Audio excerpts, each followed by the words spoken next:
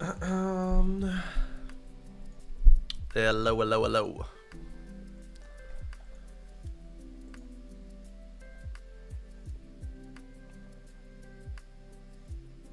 What it do, brother?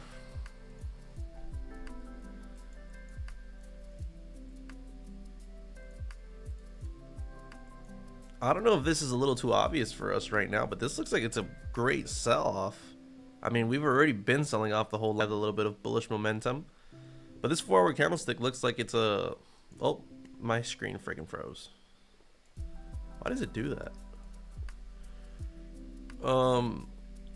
Yeah, there's bullish momentum right now, and I could probably expect us to maybe even break these highs right here. But it's a thing of like, you're either in a long position right now, like you're either already in a GJ long, and if you're not, I think that the best thing to start doing is just waiting for... I could be completely wrong. Let's see what happens. This could be a shoulder head, and we form shoulder right now. Something like this could be forming 100%, right? We do have, I mean, I wouldn't consider that the bottom of the range. Bottom of the range is obviously down here. You know, up to the moment, I'm going to stay away from GJ, let the bullish momentum play out. We obviously have 8 minutes till we have a 30-minute candlestick closure. 30-minute candlestick closure will be essential for us to know what we're going to do across the board. We are going to start getting some volatility. Gold's 4-hour candlestick closes in 3 hours. So this is a fresh 4-hour candlestick.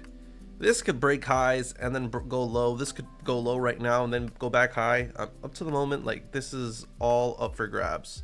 GU looks very bearish. I'll tell you that. GU looks very... GU and GJ I am bearish on. Now, we could have a bullish pump that completely changes that perspective, but up to the moment, oof.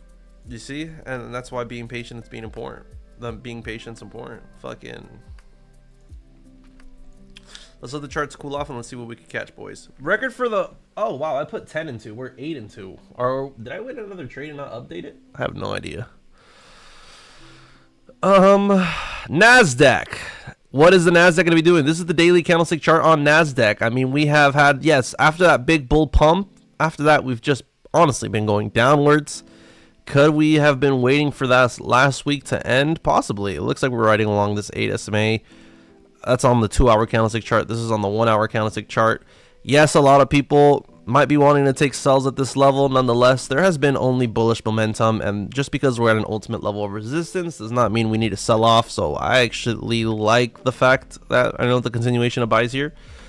We're not going to be trading that either. US30 repeating the same thing. US30 looks like it's going to have a strong bullish opening. Could we be completely wrong? Yes. I think that buys, though, are the higher percent chance. So, like, in 6 minutes, this candlestick could just be a rocket. Why? Because we have, obviously, the stock exchange about to open within 5 minutes. Do I think it's going to be a melt-off? If this does melt off aggressively, we're going to catch it. We're going to catch the bounce off of it. And so make sure you guys notify me if we start melting out, because we will catch the bottom of that shit. All right. Now, let's go to EU. Let's look at EU. Was extremely bullish last week. We actually called out these longs over here. Now we're going downwards. Looks like the dollar. I'm gonna go to the dollar actually. Where's the DXY? Dollar looks like it's been... Oh, maybe not. The dollar is what's gonna start gaining strength here, and it's gonna start moving the market. That's what they say. The dollar moves the market. So up to the moment, no trades to be taken.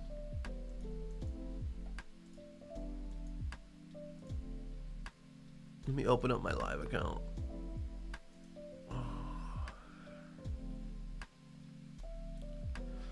I think I'm currently down 1% on this, and it was from a trade we took last week. Or is it this week? I'm not even sure what account this is. 198,000. All right, this is the live account. I'll just let that load.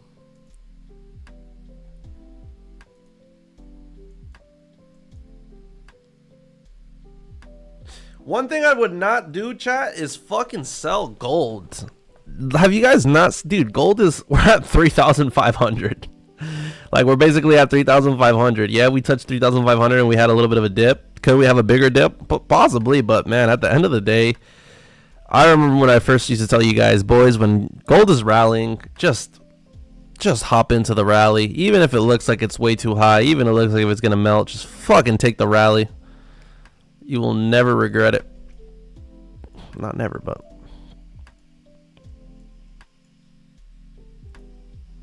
all right, this is GU right now. GU looks, I mean, this looks like a great sell position right now. This looks like a great sell position. That's too big of a stop loss. Thinking about something like this, something like this. I honestly am liking sells right now. This looks like it's going to wick fill, possibly break this low. Could I imagine this going up? I can just because of these three little lows, but so it's like a huge reversal zone. We're at a huge fucking support level here. That's fucking more than clear.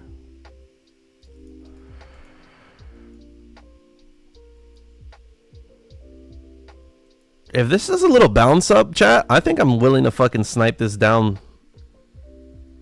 We have a quiet motherfucking chat here. We haven't had anybody say one thing. What the fuck is going on?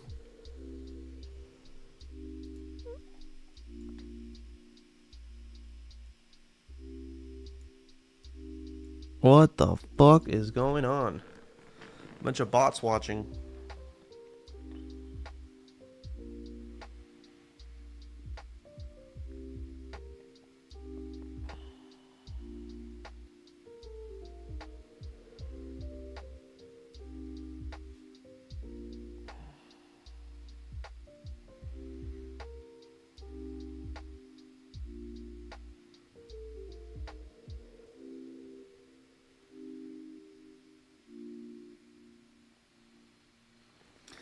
Puts Speedy says, does it not look like a head and shoulders? We talking about, I mean, we're talking about G, right? Does what look like a head and shoulders?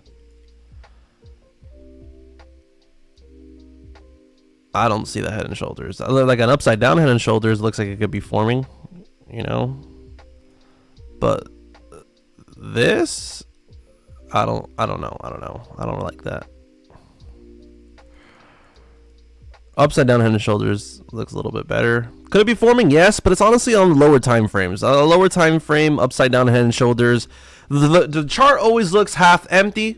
The chart always makes the cup look like it's half empty, as well as makes the cup look like it's half full. Fucking forgot to speak. It's a little too early. What does that mean? That you're always going to see a bullish setup, and at the same time, you're going to see a bearish setup on a different time frame. It's always going to do that. You know, you're always going to have two different ways to look at the fucking chart, maybe 3 or 4 or 5 different ways to look at the chart. And so at the end of the day, I always just go with the higher time frames. You see the biggest did you see that Valverde goal? No, I didn't. Which one are you talking about? Wait, yesterday? Oh, last second, minute 93. I actually didn't see the goal. I actually stopped watching because I thought I fucking lost all my parlays. All right, we're not in sells just yet on GU. We're actually just watching the charts. This is a perfect example of when I say that the cup looks half empty and the cup looks half full at the same time. I mean, the market is always going to present to you two different alternatives or multiple setups that could mean multiple different things at the same time. So therefore, yes, this probably does look like a little bit of a upside down head and shoulders. Maybe it could look like a down channel, side channel, up channel. This could look like so many different things. I mean, with ICT nowadays, this could look like goddamn Donald Trump for all I fucking know, right? You come up with so many goddamn patterns. At the end of the day, I see this happen a lot where smaller time frames are telling me one thing, higher time frames are telling me the opposite. And throughout my experience, I've always, quickly learned that about 80% of the time, if it's a smaller time frame telling me something and the higher time frame is telling me the opposite, the higher time frame is end up playing out. And I don't even have to be making up that number or being strict with that number. Like, I'm being super honest about that number. About the smaller time frame patterns play out probably to a 20% of the time. What does that mean? If I have a ripple fib on the 5 minute, right? I can't find a ripple fib here. I need possibly a better example, but that ripple fib probably means that, or that break and retest. You know, there's a break and retest on the 5 minute right now. Look, break, retest. You know, that's one way to look at it. Another way to look at it is that on this 5 minute we have big bearish candlestick, continuation. I mean, it's telling us two different things. It's telling us multiple things. And then we go to the higher time frame, 30 minute, and what do we see? We see bearish candlestick, completely recovered, still trying to recover, possibly will recover.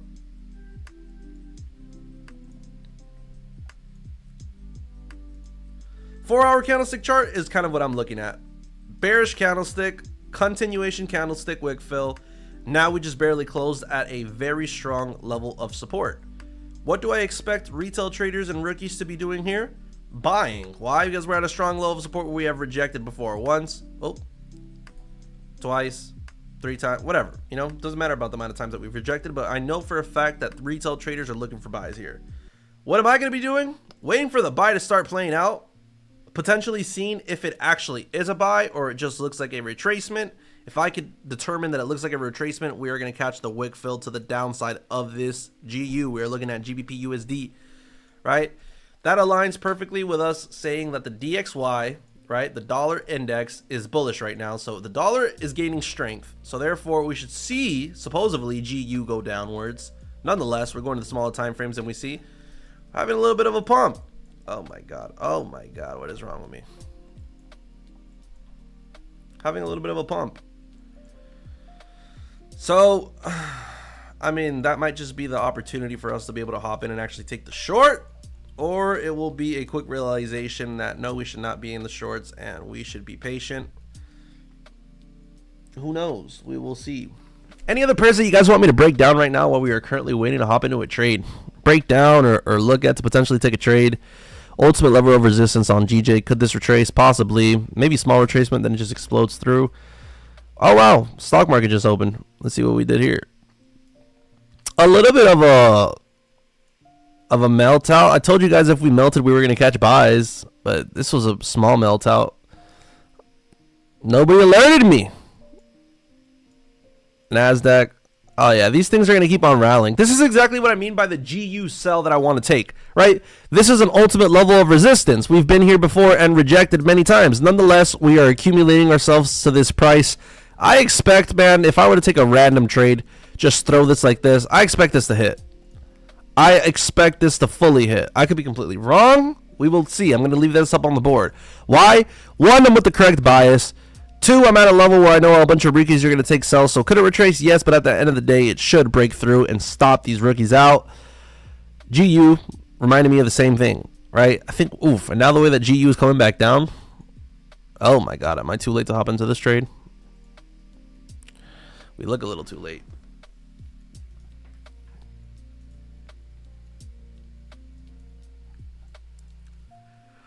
Slow your horses, please.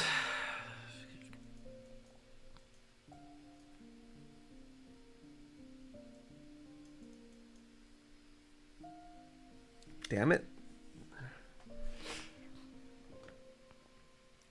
All right, I sent that. Let me finish sending the link where I had to send the link.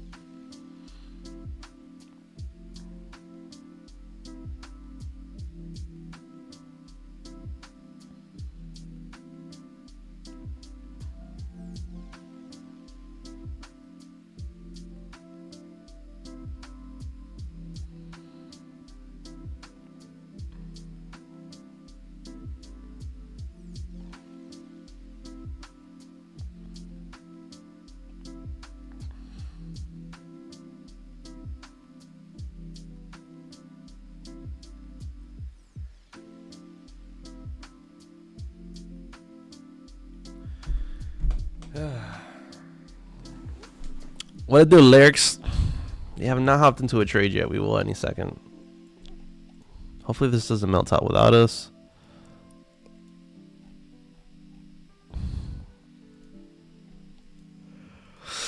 Alright, gold's also melting out, so we do have a big dollar pump. Oh my god, I would not go with even gold sells. I don't like fucking gold sells, especially when gold's just been rallying. This is GJ on the board right now. 4-hour candlestick looks like it's fucking destined to wick fill to the downside. But sometimes when things look too obvious on the chart, it gives me bad vibes. This might be a little too obvious.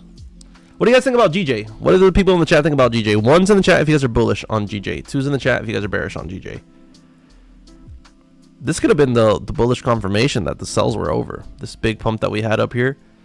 Just back to this strong level of resistance. Lyle, you're bearish. Look at NASDAQ. Honestly, I'm hoping we get a big melt out on NASDAQ because I know for a fact I will not shy away from taking longs on NASDAQ. Alright, GU, what are you up to? No! I'm not in this trade right now, chat. Did anybody hop into GU? Because I am not in GU, motherfuckers. Damn it. I mean, I would expect this to happen. Every time we get on stream, we call out perfectly what's going to happen. It's all about trying to fucking hop into it. NZD at JPY. That's what you want to see? God damn.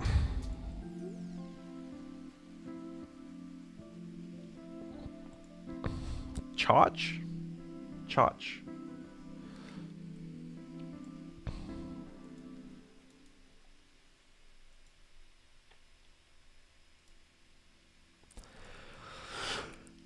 Oh, wow.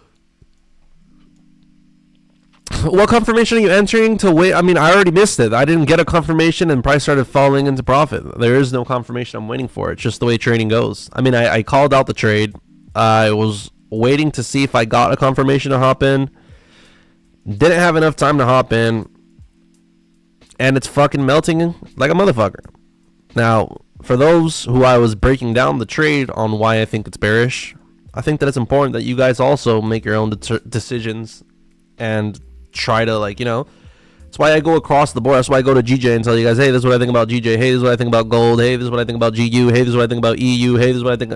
So then, therefore, you guys could be like, oh, I agree with him. This looks like it's gonna go down here, but maybe he's, you know, and then if you've been joining the stream long enough, you know that, man, we miss entries all the time, It's so hard to be so perfect with, you know. At the end of the day, was it a pretty easy trade? I mean, yes. I just was trying to, I guess, be more cautious about fucking. That's why we're 8-2 right now, because of the caution that I've had because of the cautious. Damn it, bruh. I'm pissed that I missed out on that trade. USD CAD. USD CAD reminds me of GJ. I mean, we looked very bearish. This could have been a retracement. A whole bunch of people went for sells, and then we got back to this level of resistance, and this is when they didn't even realize that if we got back to this level of resistance, it's for a reason, because we wanted to break past it. We are breaking past it. We are bullish as fuck on this. I mean, there's nothing to fucking... Oh, that was wrong. So what would I do to catch a trade on this chart? I mean, we have the dollar pumping, so we know that USD is bullish. What does that mean? USD CAD should be bullish. That's one confirmation. Another confirmation is that we've had 4, 8, 12 hours of bullish price action. So I would wait for any minor retracement on the smaller time frame, which is pretty basic, and then you just have to fucking trust the one-to-one and catch it. That's simple. This is a trade right here. Not saying I'd take it, but nonetheless, that's a valid trade. You're bullish. Everyone's thinking it's going to start selling off now. All right, just keep on riding the fucking bullish momentum. Keep it going. Take your chances. That's what trading is. Taking your chances. Damn, gold's melting out. Damn it, man. I wish I was in this GU. Oh, stressful.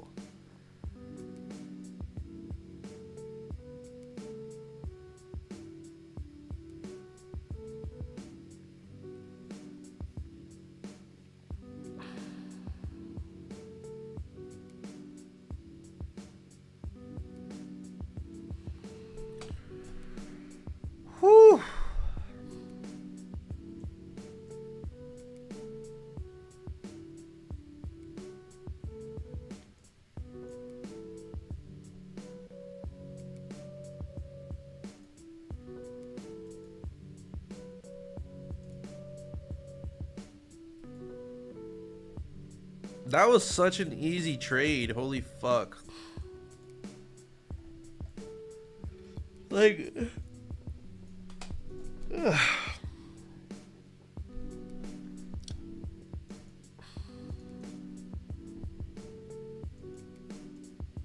What makes it hard to hop into a trade like this is when you just barely get on stream.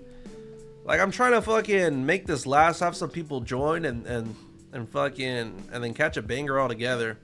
So like when I hop on stream and then just hop into a trade within 10 minutes just feels like I'm just trying to get myself off the fucking stream. So that kind of influenced also I didn't hop into a trade. Kind of regret it now. Because now I feel like we're going to struggle to look for something. I mean, I'm liking US30, honestly. Oh, we missed it.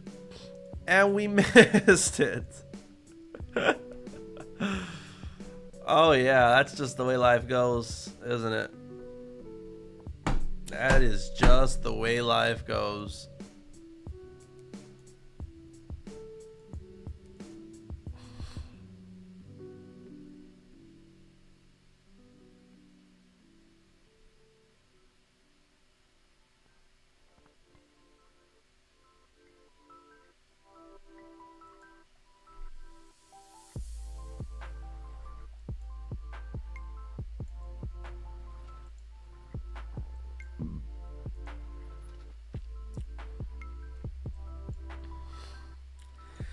All right, up to the moment, we've had great call-outs. We have not, I mean, this is something that we have not put ourselves in the position yet, but we had called out this US30 long. Why? We said if this starts melting out, we need to hop into a long. We missed the melt out. Then when it got back up to here, I said, honestly, this is still a good position. And look, it's playing out. Our one position that I am still very salty that we have not been able to hop into was this GU short. I mean, this was the first thing I saw when I hopped onto the chart. We had bearish 4-hour candlestick, bearish 4-hour candlestick. What was I expecting this 4-hour candlestick to do? Flip bearish and do the wick fill, especially that we are at a strong level of support where I am expecting there to be a bunch of retail traders trying to take buys. And that's exactly what happened. Resistance, I mean, support level, support level, support level. Nonetheless, we rejected. We've rejected before, we came back. We rejected before, we came back. We rejected before, we came back. And then we started forming a ripple fib. Right? Why is this? Why can somebody answer to me why this is? I mean, actually the answer is pretty obvious, but I was gonna say, why is this a ripple fib, right, on the 4-hour candlestick chart? Why am I saying this is a ripple fib? Why?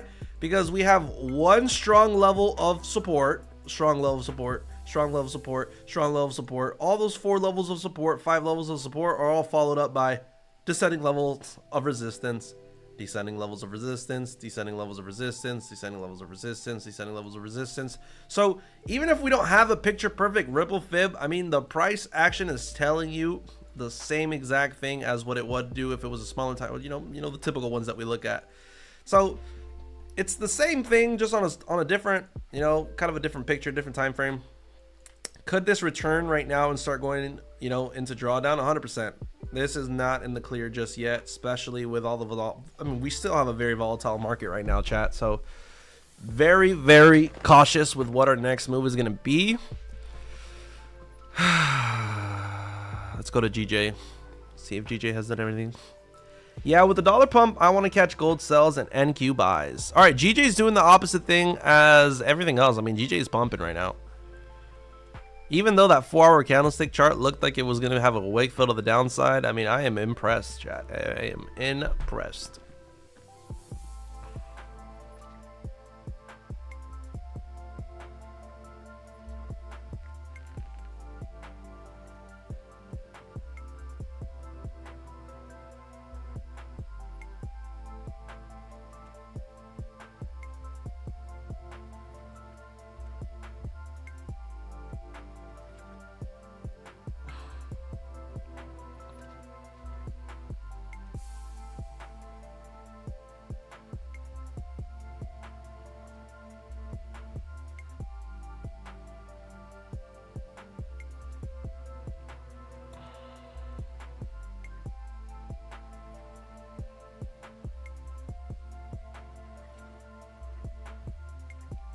All right.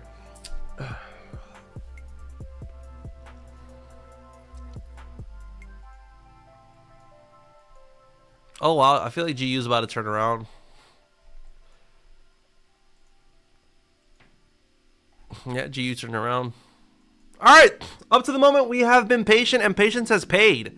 The only thing I can say that we have possibly missed out on is the US30 longs. Yeah, look at that. That was...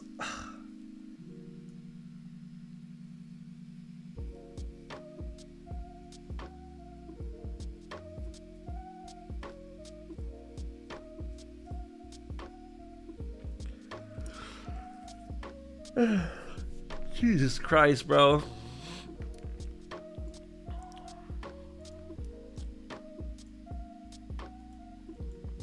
Whatever. I hope that you guys learn perfectly how I see the chart.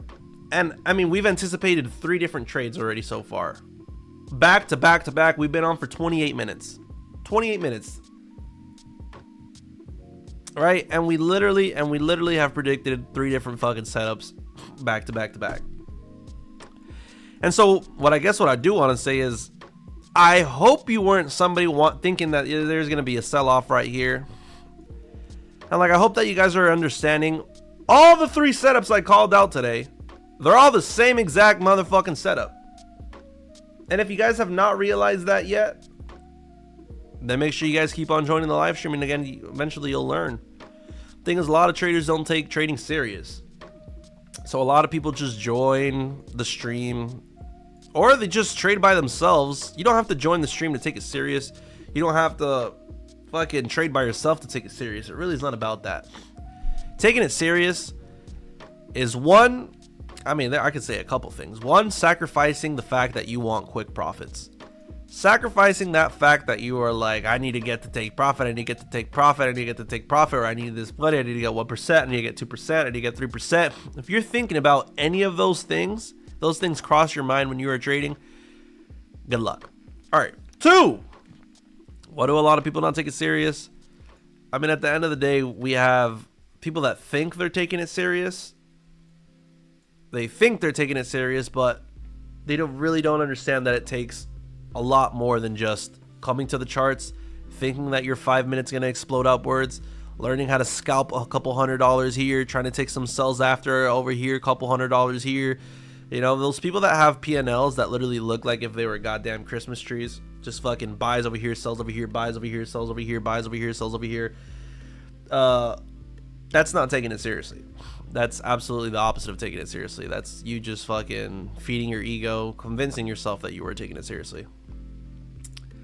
Another example of somebody who is not taking it seriously is probably somebody who, think of another example.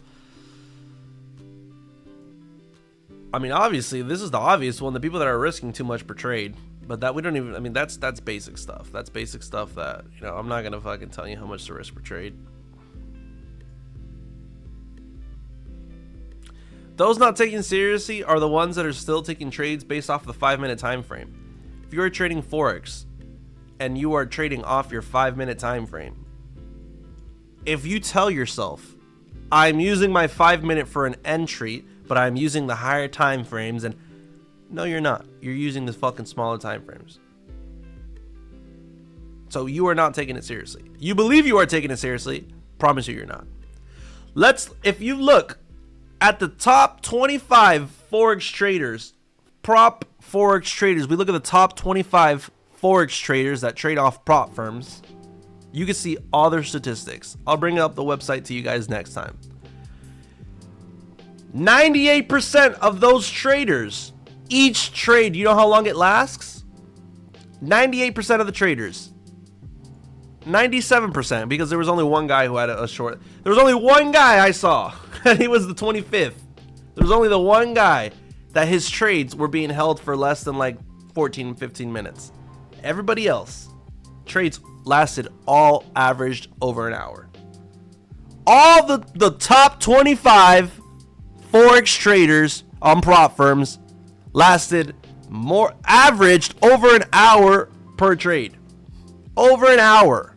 So if your trades aren't closing after an hour, boy, you're not throwing real trades. You're not. And then you're like, oh, but there is this one guy, and I have been profitable before with the scalps. And it's like, bro, just because you have seen profit before does not mean that you have found the answers to trading, right?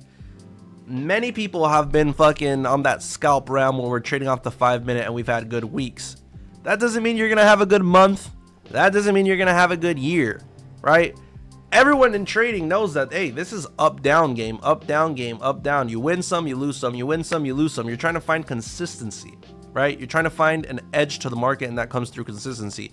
You will never find that on the lower time frames. You will never find that on a trade that lasts less than 20 minutes. If you are taking trades and they're lasting only 20 minutes, you are not trading.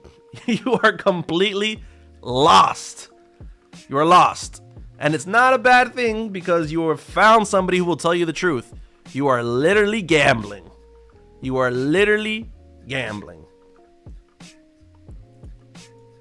So if you guys start taking trading seriously, I mean, I think that's a perfect way to start. Fucking making sure that you're trading off the higher time frames, you know.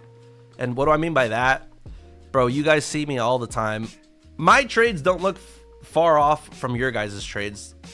I think, right? For example, wait, let's focus up real quick before I miss out on another setup. This thing came back all the way, right? We anticipated the meltout. The meltout didn't happen. We also anticipated fucking NASDAQ flying. Didn't hop into that one. So we're fucking 2-0 today. 0-2. We've fucking missed out on 2 fucking bangers. At least we haven't called out no bullshit trades, I'll tell you that. GJ, possible retracements. I'd say GG is going to continue going bullish. We're at an ultimate level of resistance right here. This ultimate level of resistance, yes, we could have a small retracement, maybe touch this 8 SMA. This looks like a little bit of an upside down to head and shoulders, down channel, side channel, up channel. I have no idea. Could we have smaller time frame retracements? Yes, that's why I'm telling you, fuck the smaller time frames. When we go and look at the hourly candlestick chart, we got 7 minutes left for this hourly candlestick to close. I'm expecting the hourly candlestick to close at this ultimate level of resistance. So yes, next hourly could open, make a bottom wick. Nonetheless, I'm pretty much expecting a tap within these areas pretty soon. So that's my outlook on GJ so far. Let's go back to gold. Gold is very scary to trade. I'll tell you that. Gold is very scary to trade because there is current bearish price action, but I mean, we zoom out on gold and we just know for a fact that if you're taking fucking sells on gold, you got problems in the head. Every time the price is selling off, just fucking snipe that shit. So if you guys want to be in a trade right now because you guys are gamblers, I'd say go for a fucking gold long. I'd say go for a gold long, knock yourself out, make sure it's a decent stop loss. I'm going to throw it like if we were to throw it all together. Bang. Okay. GU, we anticipated the sells played out, the wick fill played out. Now it's looking like a liquidity grab. Why do I say that? Because we have a support level here. We could even say that we are in a range right now, right? That is valid. That is valid. We went to the bottom of the range. We had a liquidity grab. Now, if we could determine that we're going to stay within this range, then we can start possibly targeting these highs again. But if not, price starts rejecting at some fucking resistance level right here, we start targeting lows. Above here, we're high. Above here, we're low.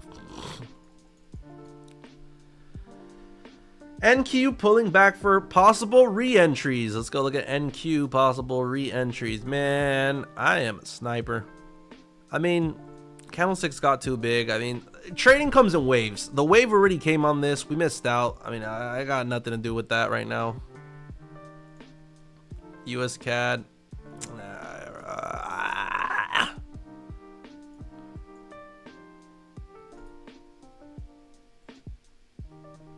That's so whack.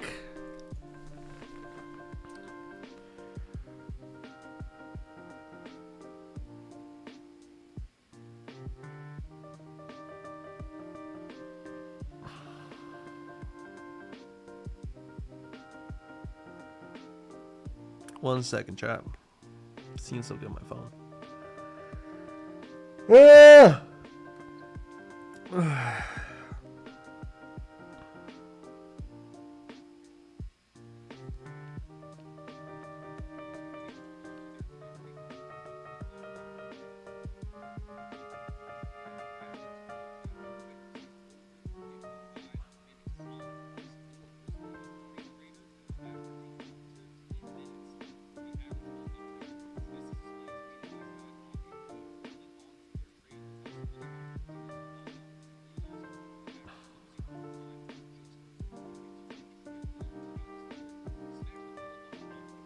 Wow, that's good information right there.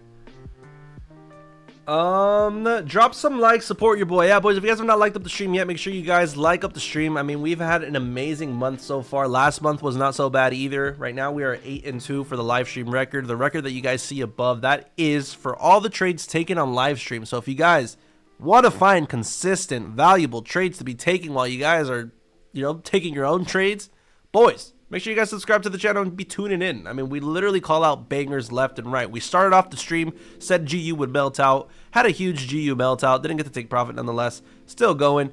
Then I said, hey, US30 is about to open. If NASDAQ retraces, take a long. We didn't see the retracement. Regardless, we told you guys, take the long. The shit flew within fucking 10 minutes. I mean, back-to-back bangers. Even... Wait, even what? I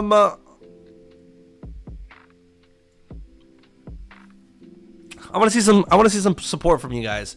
One's in the chat if you guys think that gold looks like it is gonna go bullish. Two's in the chat if you guys believe that gold is gonna go bearish. What are you guys feeling? Not that I'm gonna use your guys' opinion to actually fucking trade. Just want to know what you guys are looking, what you guys are thinking. Two, I'm with Lyrics also. I feel like this 30-minute candlestick right now is about to close, and then we're gonna get the wick fill from it. This wick, I don't like when wicks get left behind. K Pol Jaco. Pol Jaco, Pol Yaco. I don't know.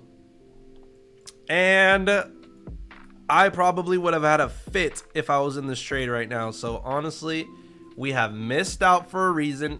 Everything happens for a reason. I'm loving it so far. Jesus Christ, that is a rocket. Oh my God. I love how buys could play out and sells could play out within the same fucking setup as long as you have valid fucking stop losses placed. Let's erase everything from this board right now because this is getting a little bit...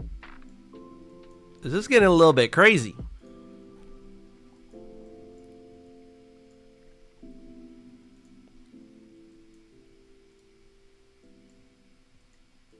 Damn, chat, across the board, we're getting like a pump. You guys seeing that? GJ is starting to pump. That looks so ugly. I don't know how I would have hopped into it. I did say to take the buy. Actually, I don't even remember what I said to take here. I think, oh no, I said to take the buy here. I said, hey, this is our ultimate level of resistance, and I feel like we are going to fly through it. I know for a fact I said that because that's what I say every fucking time. Fuck! That would be 3 that we missed out on. I mean, shit, bro. 3 different setups, 3 different missouts. I think I just gotta take the next one I see. I might make a reel on that today. Just fucking, I like this trade, and then bam, it plays out. And then you're like, fuck it, I like this trade, and then bam, it plays out. And you're like, fuck it, I like this trade, and then bang, it plays out. And then you actually hop into one, and then bang, you get stopped out. I don't think sells are over yet here. GU, let's go look at the DXY real quick. Oh, DXY minor retracements. Nah, the DXY is gonna keep on pumping. What it do, Armin? Armin Van Buren?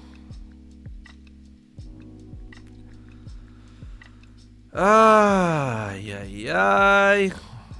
Gold looks like it's gonna keep on going bearish, honestly. Like, could we have this retracement to the top side? Yes, but I feel like this 50 SMA. This 50 SMA on the 1 hour candlestick needs to get tapped. So this would be the 3,400 area, the 3,400 area on the dot. Wanted to say hi and wish a perfect setup for all you guys. Thank you so much, brother, for your positivity and your love and your support.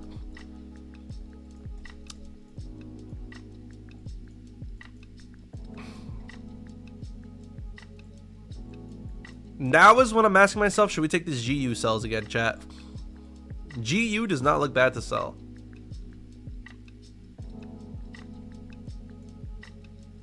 Oh my God, unless we just get a huge pump right now. After today, chat, after today, we should have the market go back to normal.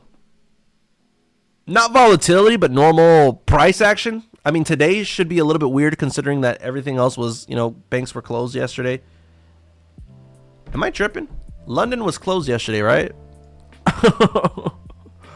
Where's Forex Factory?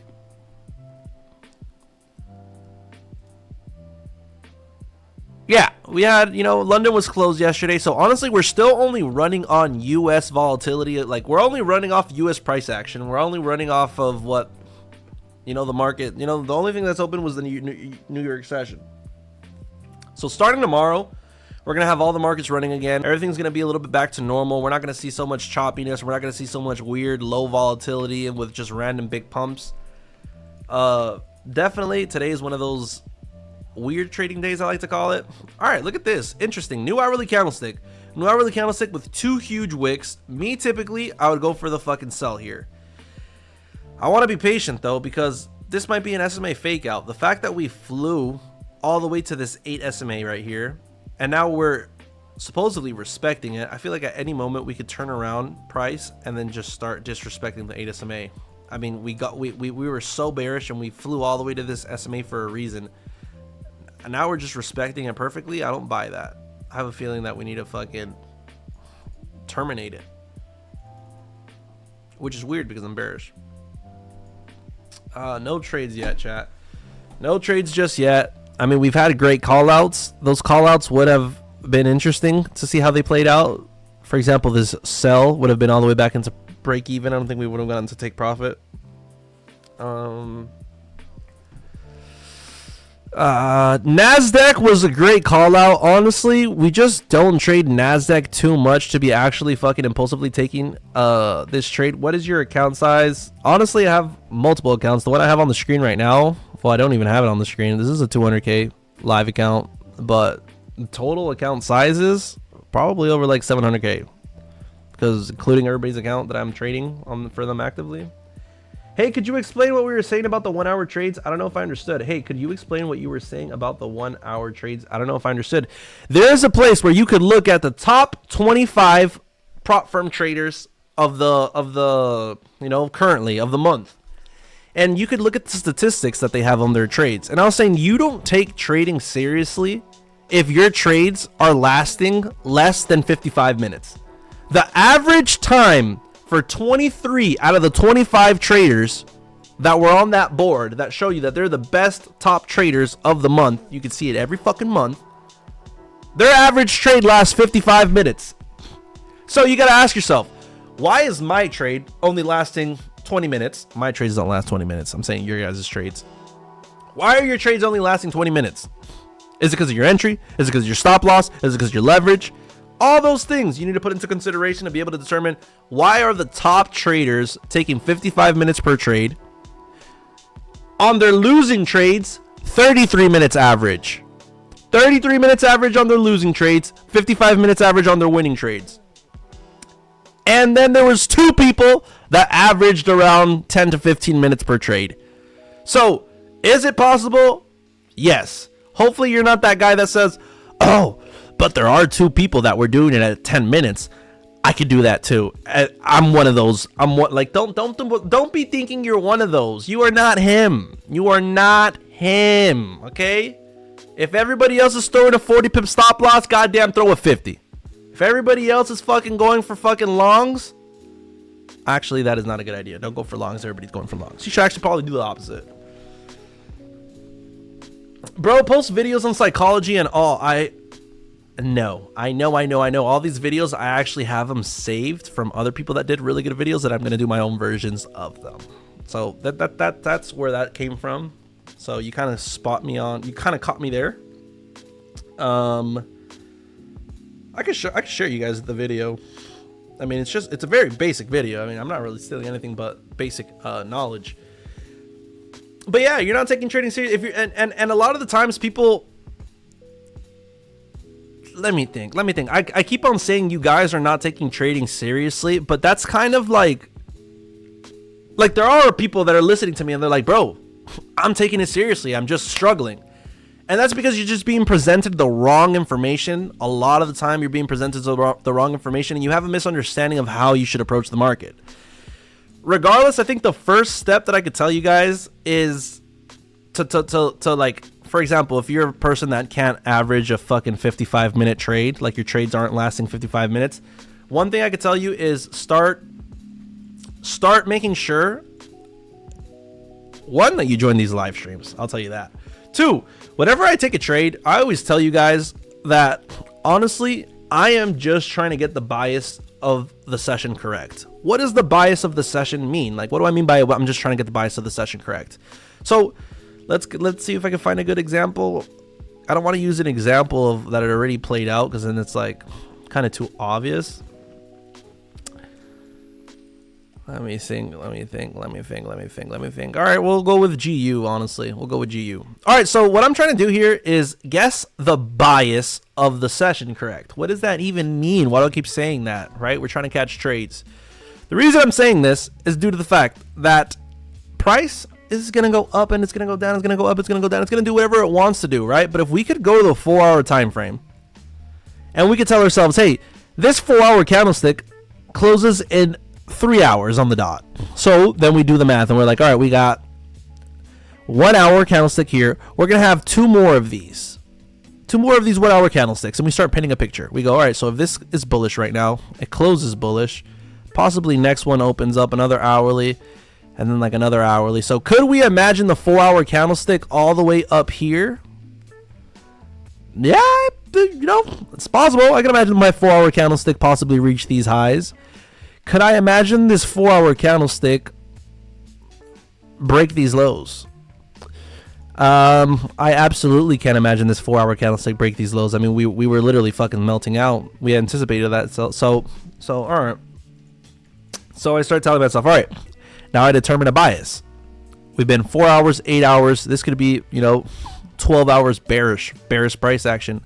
But we've been bullish, and every time we start trading underneath the 8 SMA, we just recover it and then go bullish again. So right now, we are currently under the 8 SMA. Are we just going to recover and start going bullish? I have no idea.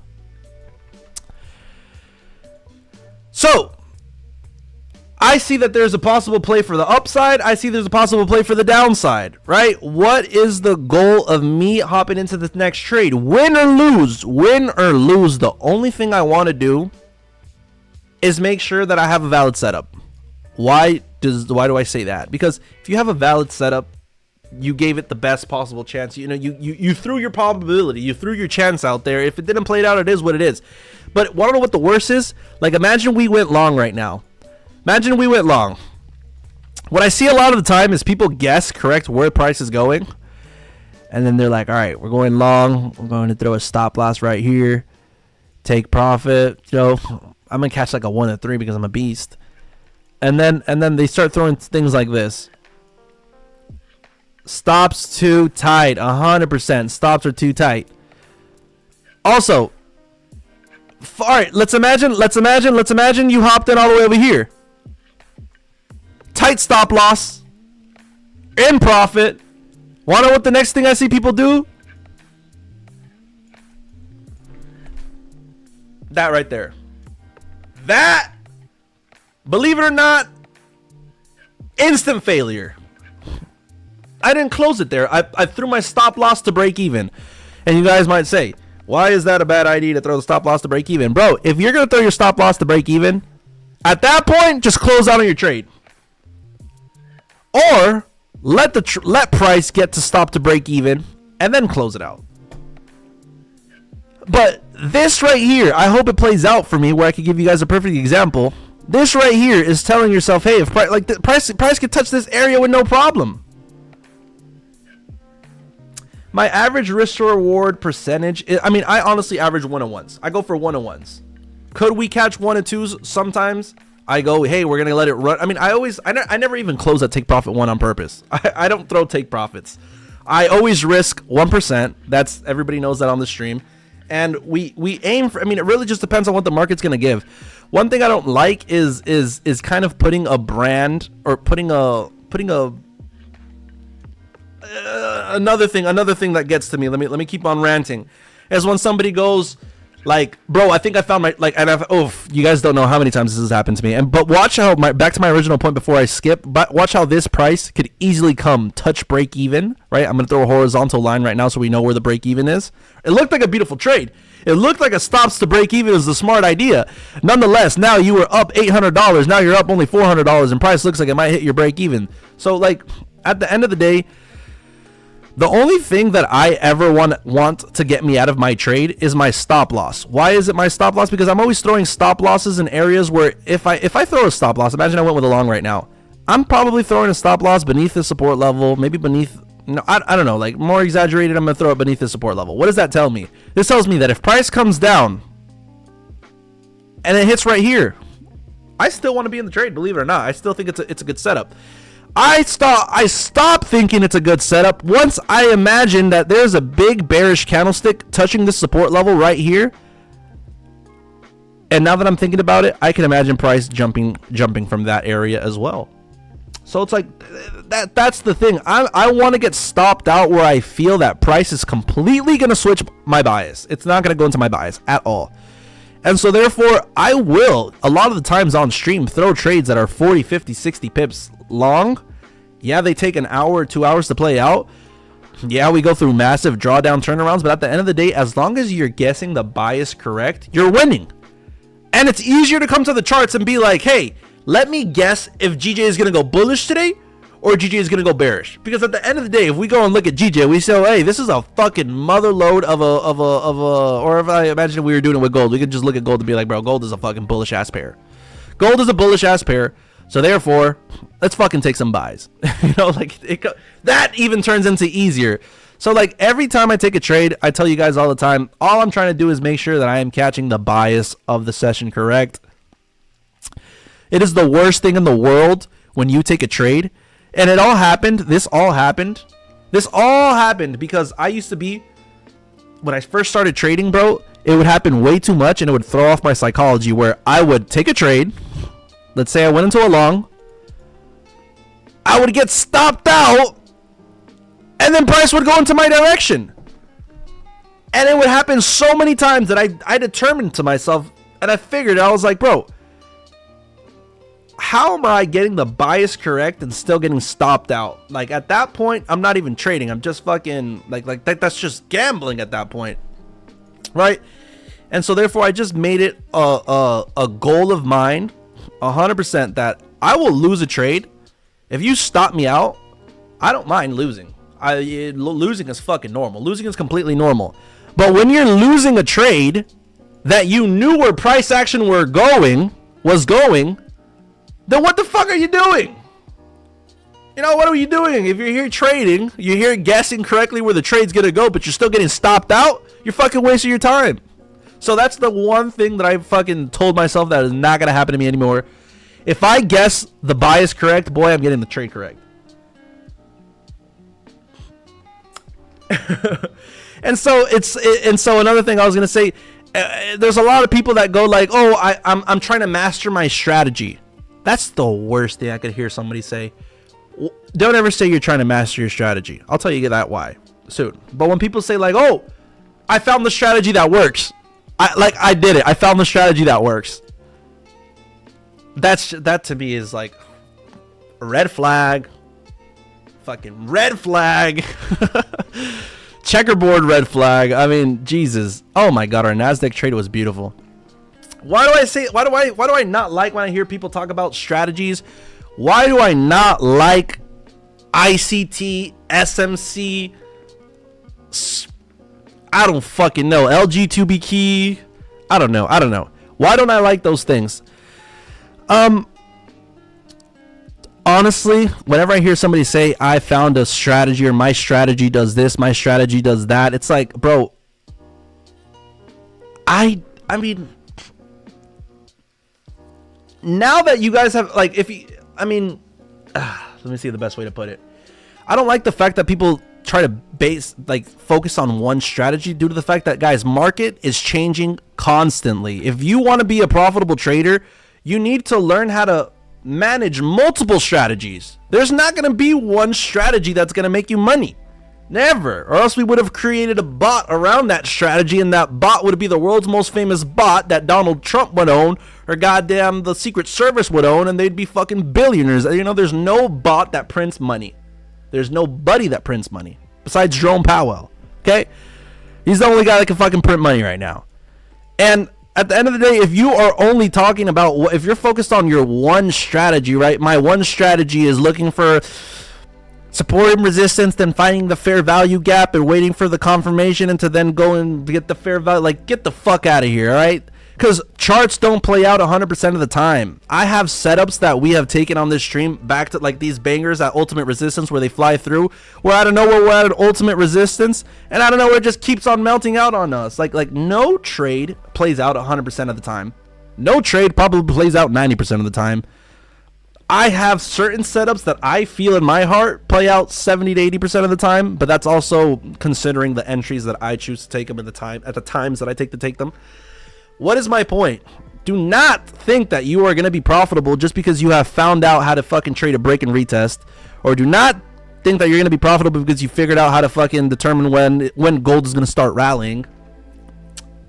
That's all a part of the arsenal of trades that you need to be able to build an arsenal of trades. What do I mean by that? You need to be able to build where you guys know, hey, I know how I like trading price when it goes down, sideways, and upwards, right? I'm more of a person that waits for the break at an ultimate resistance. I wait for the ultimate resistance to get hit.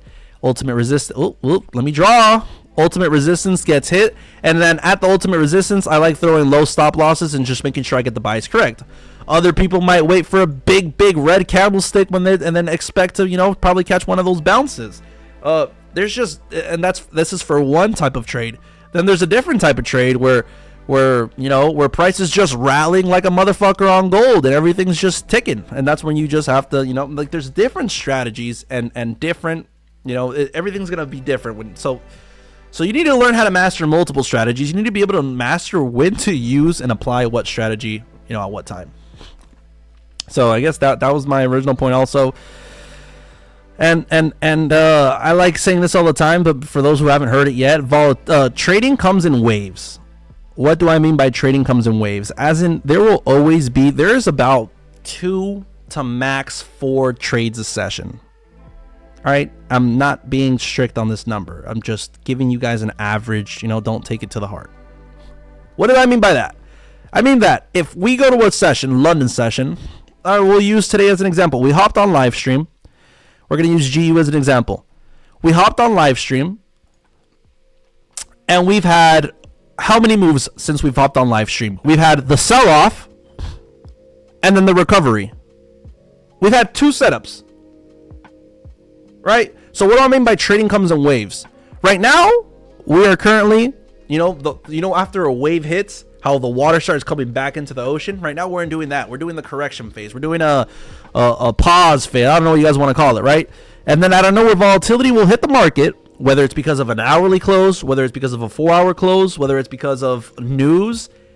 Volatility will hit the market, and then price will determine if it's going up or if it's going down or if it's going to go up, down, or if it's going to go down, up. It doesn't matter, right? Trading comes in waves. So you have to be able to determine when is it a time to actually be in a trade, right?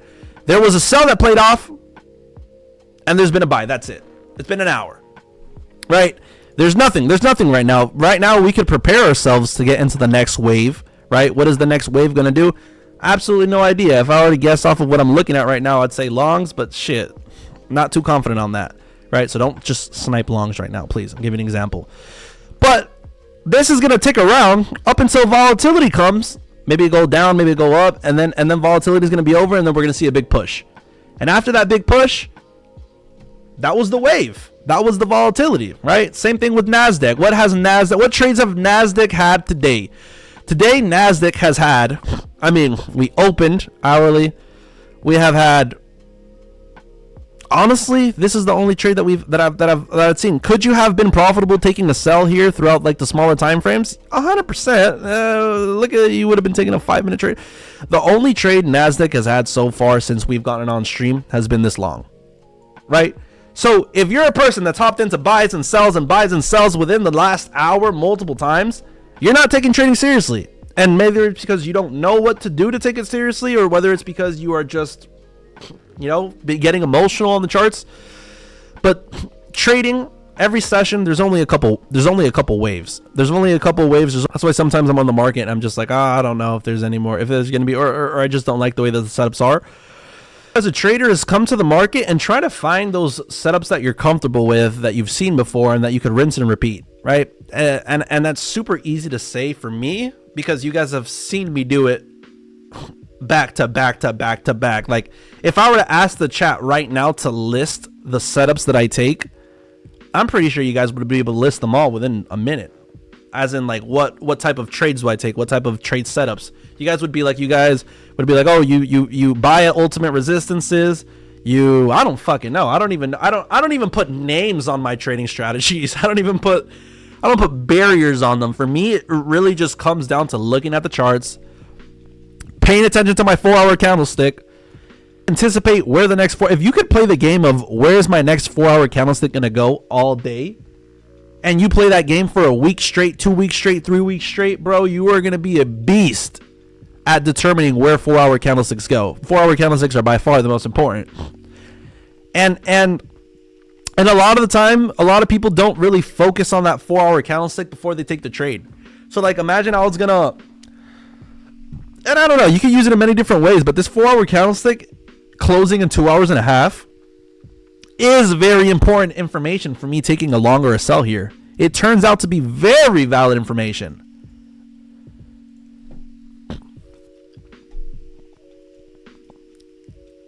I want to get myself in a trade now. Enough talking shit. Let's fucking walk the walk instead of talking the talk. Damn, dude. I mean, I wish we would have. I mean, I think we would have closed by now, but I told you guys, bro, US30, if it has any melt out, we need to take that shit. Oh, and then it just flew. Everything just flew. God damn it. All right. Great setup on GU looking right now. Is forming right now. I like the fact that we're at an ultimate level of resistance. This is an ultimate level of resistance where I would expect a lot of rookie traders to start thinking that we are going to start going downwards. Could we go downwards? It is very possible. 100% very possible. Nonetheless, I feel like we're going to get the reaction that we got right here at GJ. This is also anticipated from us.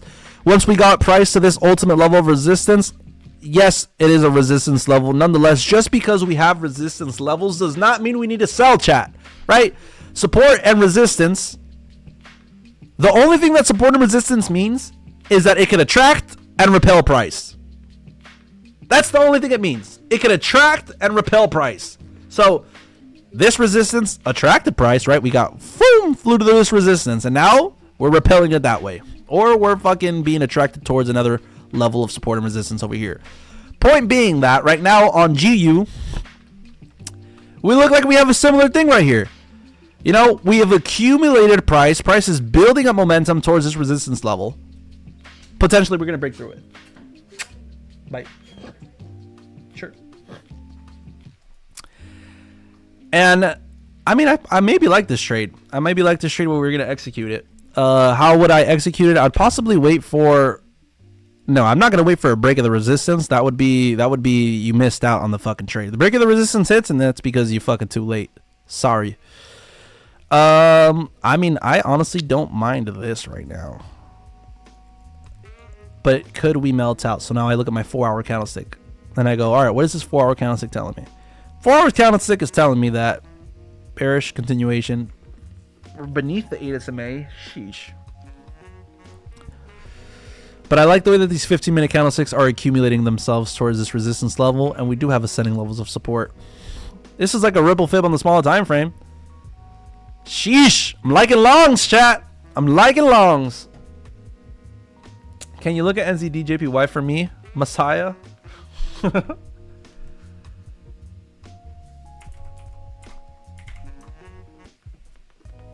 You got the same thing going on. We got an ultimate level of resistance. Possible retracements. Nonetheless, I see us breaking through the resistance. I really do see us breaking through the resistance.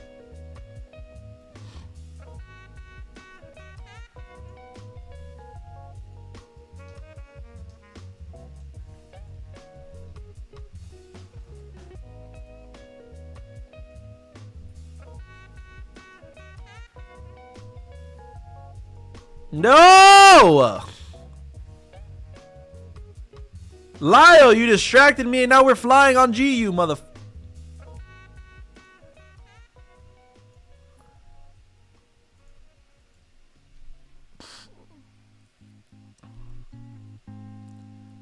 GU sell. The NASDAQ buy. I mean, we're just fucking.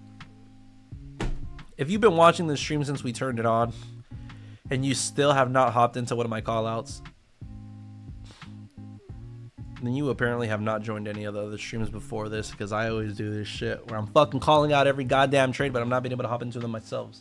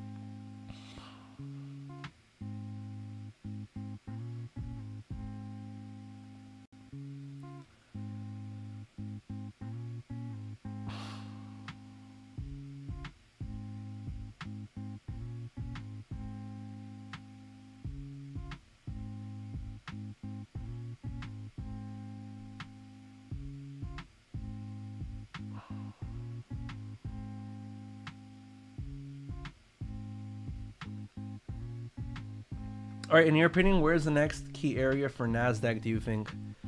Next key area for NASDAQ? I mean, we just barely reached the previous daily. I mean, first question is, do we have any news? This is today.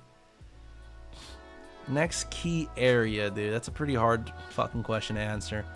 Because, I mean, obviously, there's no trade here. So the same way I explained that there is, there was a wave of volatility. There was a wave of a trade.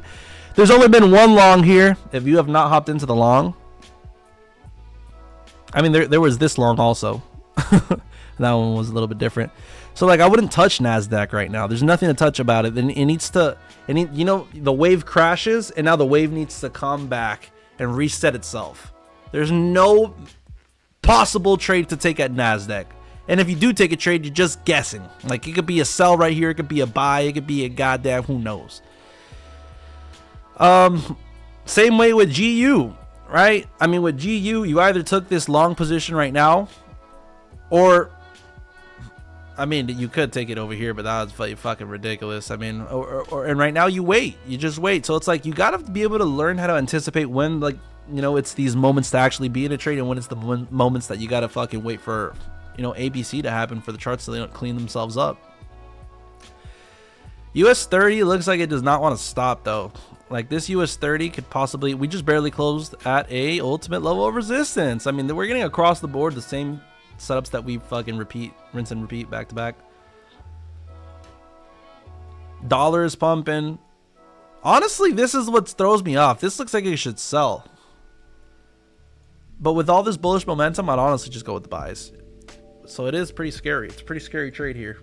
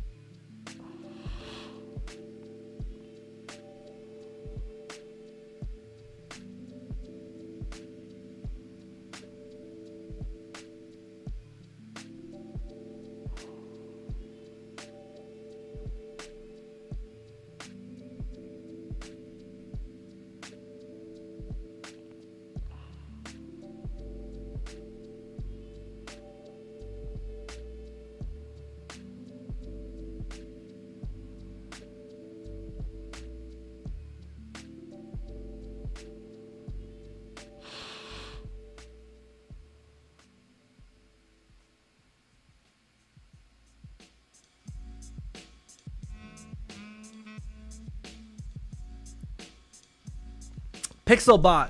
Dennis says he is going long on gold. Let me see gold. I love that.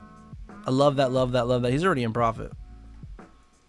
Bullish continuation. Bullish. I mean, this was a pretty standard setup right there, Dennis. Good shit.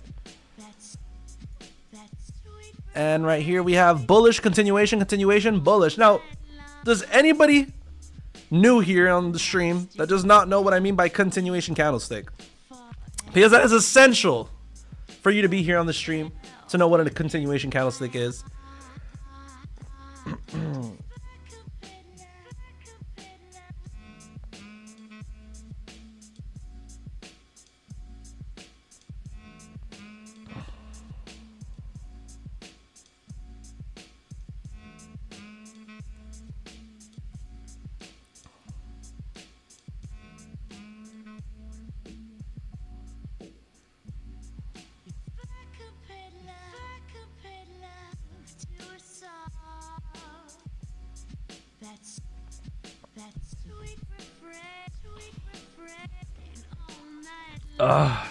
Dude, it's so hard dealing with video editors, goddamn. The only video editor that I've ever had a fucking amazing experience with is Xander, and he's not even a video editor. Like, Jesus Christ. Oh my god, chat. EU. I've literally never seen anybody in their life ever fucking get paid to edit something before it gets done.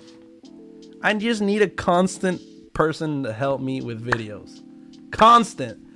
But everybody who can help me, they're just like, bro, you got to pay me on the week before, and then I'll do the work for you.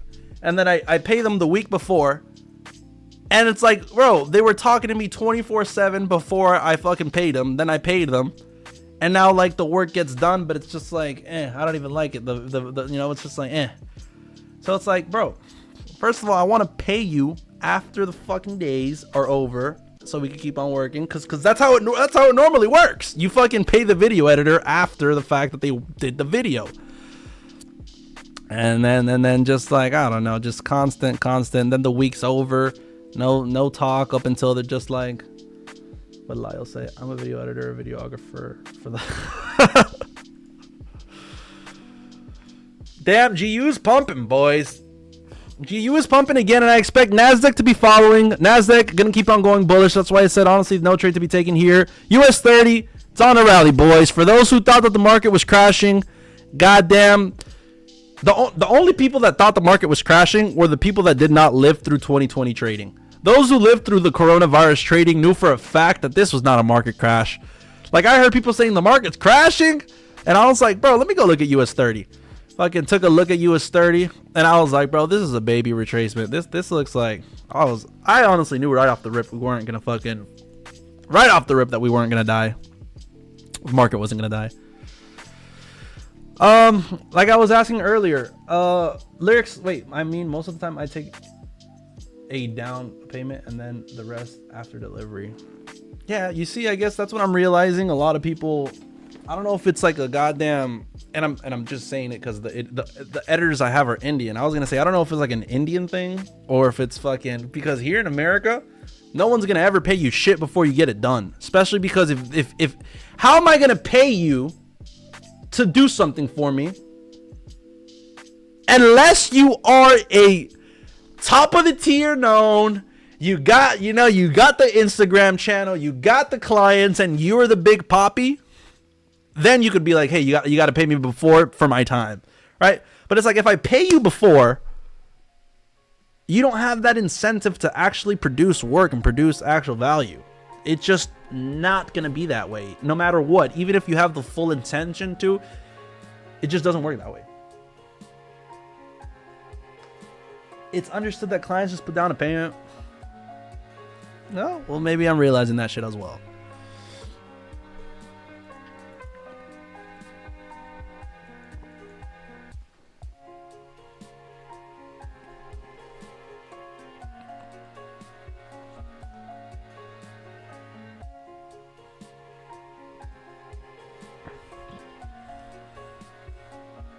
Yeah.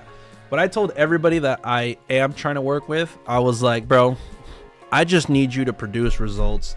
I will fucking pay you. And then I paid the guys 2 weeks in a row before the stuff got done. I wasn't really too happy with it.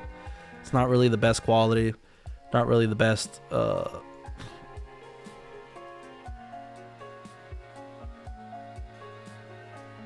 Pixel. I paid like fucking like $200 for like fucking 7 videos, and each one of those videos were probably the last videos I paid. If you look at my last reels, I'm basically paying $20 per edit. Every reel that I have posted, I paid $20 per edit. And if you think that that is what the value is worth on those reels, then sheesh.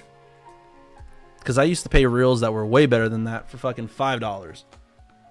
So, truthfully, I don't even know what the fuck I need. I'm just gonna look for somebody to save my ass. Somebody that has vision. I could be like, oh, I liked the guy that really had it was Xander. Like, Xander's not the best video editor skill wise. Because he's not a video editor. He was just like, yo, I could try, and he did really good edits. He just needed a little bit more, time developing the fucking thing. But he knew exactly what to capture, and like he was like, oh, I like when Peso says this will go good. I like when Peso's ranting about this go. So I need somebody who honestly fucking also has like a good vision to be like, oh, when Duncan starts ranting and saying this, you could make a viral quip on. I don't know. I'll hit you up, brother. All right, boys, let's try to figure out what we can do to get ourselves 9 wins and 2 losses. We have 8 wins and 2 losses. Boys, if you guys are not in the Discord, make sure you guys join the Discord. If you guys have not liked the stream, make sure you guys like the stream. It has not been the best trading day for us today. Why? Because we missed out on a couple setups already. We missed out on GU sells, GU buys, and NASDAQ buys. This NASDAQ right here. Yes, the P&Ls are up there. I called them out, but I never really told everybody to enter in the trade with me. I have my 200K live account here currently with me. I am down 1%. I think that's what had me a little bit hesitant on hopping into the market, being down 1%, not wanting to go down 2%. Yeah, we're still going to hang out here for a little bit while and see what we could actually find. This is the third fucking trade that we didn't hop into. That's pretty annoying.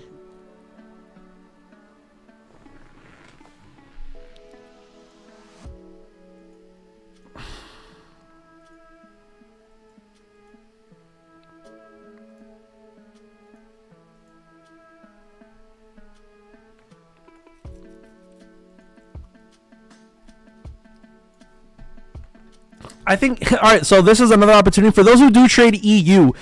Same thing that we saw on GU, right? This is what we saw on the first GU, ultimate level of resistance. And we said, hey, we know that there's going to be a lot of retail traders, a lot of rookie traders taking sells at these levels due to the fact that it is the top of a resistance. Same thing happened with GJ, right? That was on this level right here. We called it out as well. And now if we go and look at EU, we're back to an ultimate level of resistance. We've accumulated price to this resistance level. Rookie traders will be taking sells there. 1,000%. Could it sell off? It is possible. But I like the fact that we have accumulated towards this level of resistance, even though it looks really weird on the 15 minute, it looks weird on the 30 minute. It could have even been accumulation of this resistance right here, right? We were at a resistance level. We rejected, melted, came back for a reason. And that's the fucking breakthrough it. Dude, we've abused the same setup on 4 different charts today, which is just an accumulation of resistance. So I hope today, if you don't catch a trade with me, I hope that you have learned at least the accumulation of resistance, because it is something that I use every fucking day on stream, and we've caught many bangers with it. When are we going to do another giveaway? It has been a minute since we've done another giveaway. I am not going to do another giveaway up until I owe Anas fucking some bread. I need to send Anas bread because I owe Anas bread. So that's the first part. So I'm not going to say, I can't give away any money until I fucking finish paying my debt. And probably we'll do one on Friday. Or we're doing one on Friday. We've had way too little people to actually have good giveaways and shit like that. So we will be back to the bangers really soon. Banger giveaways. I could think of maybe what's a different type of giveaway I could do. I don't know, but I really want the Zooms and be on, I want to put Layo on Zoom. I want to put fucking Anas on Zoom. I want to put people that I like fucking talking to on Zoom. Kind of helps me get through the session. All right, for those who did not take buys, the wave is over. That was the wave of trading. Like I said, there's a couple waves that come where there's a possibility to take a trade, and if you miss out on that wave, you have to wait for, you know, price to reset. Now we're waiting for price to reset to see what the next wave is going to do. But up to the moment, there is no sells on that. There is no sells across the board, chat. We've been very not focused today. I'll tell you the truth. Very not focused. Been ranting for too much. We've been ranting for too long instead of... I think that this is going to continue going bullish, actually. US30. We're going to test out our theory. Something like this. Let's see if that plays out. Or should I actually execute this trade? I'm down 1% on my live account. I really don't want to go down another percent. US30. This is like one of those trades where nobody wants to be taking longs because price just looks like it's way too gone. And out of nowhere, price just gets to the take profit so easily and it doesn't even get close to the stop loss. I'm just kidding.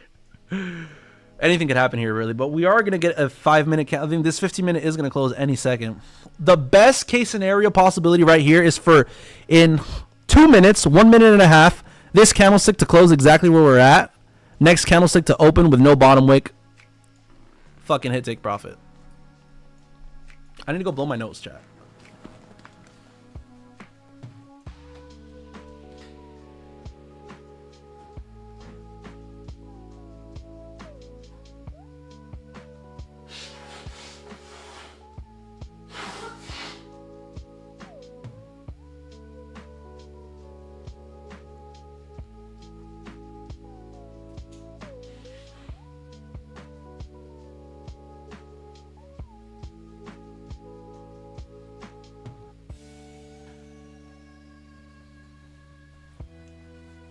I'm back. What chart is this? We're looking at US. The fuck am I looking at? I don't know what this is. NASDAQ. This is the NASDAQ.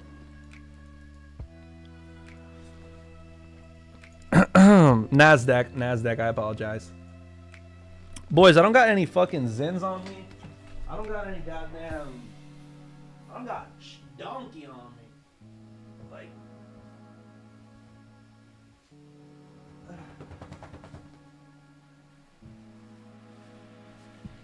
Alright. Brought out the Benjamin Franklin. And we got something. Alright. Go back to gold, see if there's opportunities on gold. Gold looking like it is suffering. Very risky to take a buy on gold. GU. Having a small retracement. It's going to give us opportunities to take the break and retest if we did want to take it.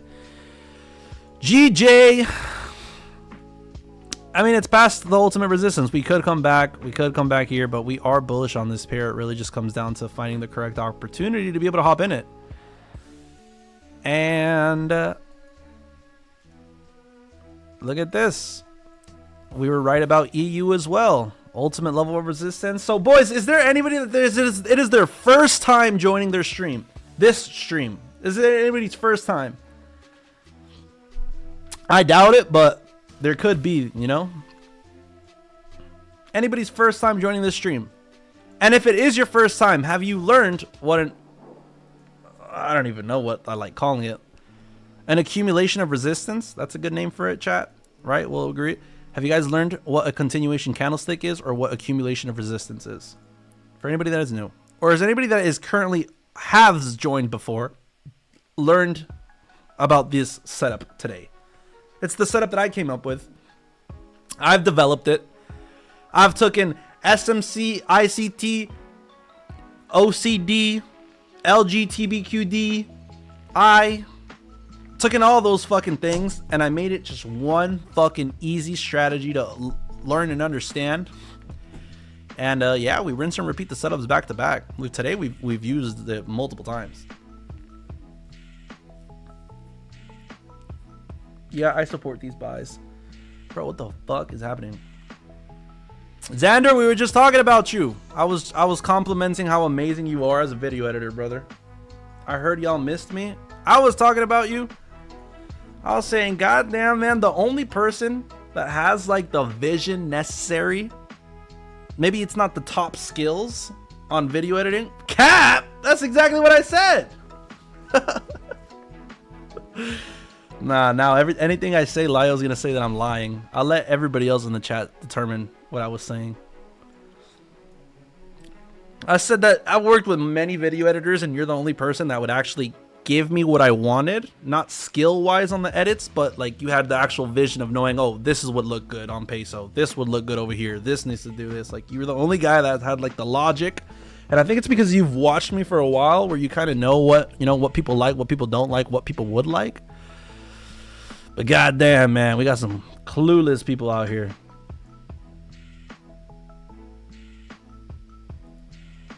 Badass came out of nowhere to just say, yeah?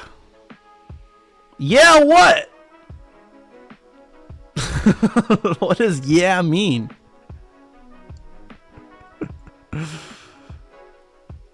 I'm wondering if Badass ever did a video edit for me, because now he might be like, oh, this guy's a bitch. If he did do a video edit for me, then Badass is on top. Badass is always on top.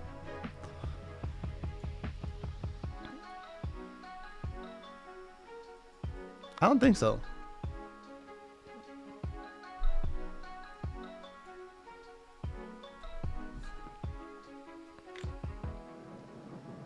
Busy rinsing prop firms, not gonna lie. That's good. What do you mean by rinsing them, though?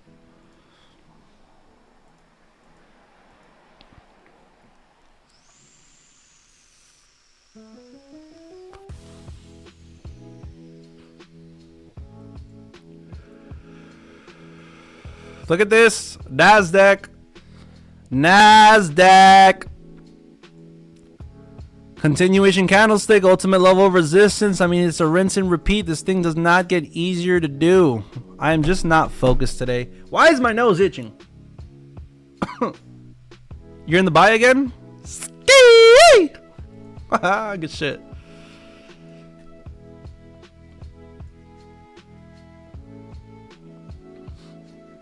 Yo, next time we lose a trade, I'm gonna tell you guys today, because you guys are gonna see it the next time we lose a trade. I'm gonna purposely get real emotional, and I'm gonna throw a fit in this room. Like, this green screen's coming down. I'm fucking going crazy. I don't know what I'm gonna do, but I know I'm gonna go crazy, and we're gonna make a video out of it. Not an emotional trader, and out of nowhere I'm just fucking banging my head on the sofa or some shit.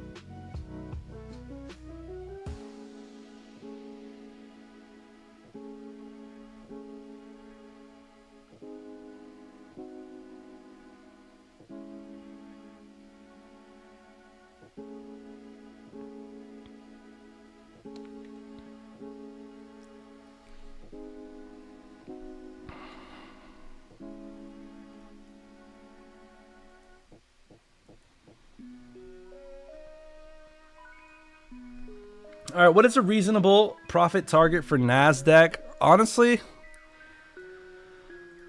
There is no reasonable profit target. This thing looks like, I mean, I have a feeling that if we break through this resistance level, we'll go double that. So,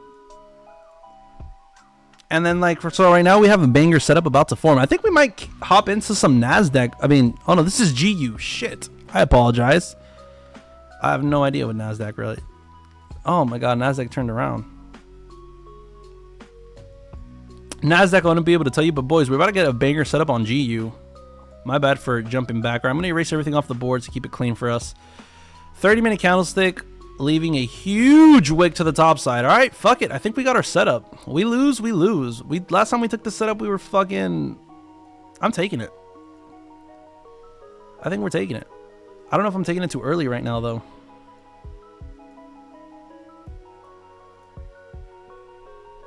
I think I should wait for the 30-minute candlestick to close. I want to catch this 30-minute candlestick closure. There's a huge wick being left to the top side. Therefore, I would love to hop in and have the next 30-minute candlestick open and start wick filling it and start, you know, making new highs. It's not a bad idea. Something like, oh, what the fuck is happening? There you go. Do I see myself getting stopped out here? Honestly, I don't fucking know. That'd be a crazy fake out. We gotta wait 7 minutes for this 30-minute candlestick to close. We're gonna wait for the 30-minute and the hourly, obviously, because the hourly is the reason we're also want to hop into this. It has to just do with this wick. There's a reel that I posted a couple days ago. If you guys go to my Instagram and you look at my last reels, same exact setup. Big candlestick leaving a wick, getting ready to close. We hop in it before it gets ready to close, and we hope for the next candlestick to just start the wick fill. This is too big of a stop loss, though. Not really, but I just would like it to be smaller. That wick ain't even big. That's the fucking thing. Is this candlestick fucking tiny, or am I just tripping? 10 pips? Jesus Christ.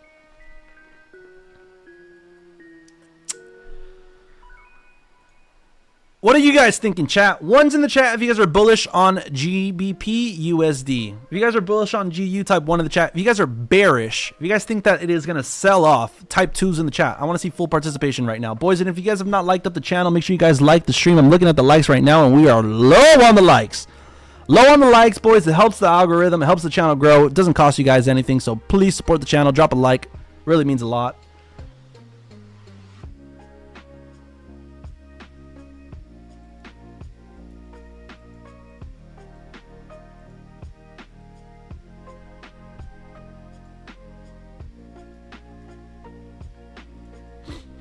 Sheesh, what a retracement right now, dude. Oh my God, that is why we wait for the candlestick closures before we hop in. Dude, why is my nose itching like crazy? Like, what is going on? It just feels like thick and like it's itching. I've never had that before. The wick is average. It's a reasonable size. Some say it's enough. I mean, yeah, I agree with you. One, you're bullish. All right, we've only gotten one person actually participating in the chat, boys. One's in the chat if you guys are bullish on the setup. Two's in the chat if you guys are bearish. Yeah, everybody too scared to actually give their opinion on the chart. That's why you guys fucking... You gotta fucking be confident with your guys' trades, bruh. Sammy, bullish also. 5 minutes left for this 30-minute candlestick to close. If it closes the way it's closing right now... I just don't want it to flip bearish, but if it closes bullish with a huge wick, I think I want to take the wick fill, man. I think the next wick fill would be a great trade. 5 minutes left for the candlestick to close, boys. Let's see what happens. That's what she said? I don't even know what I said.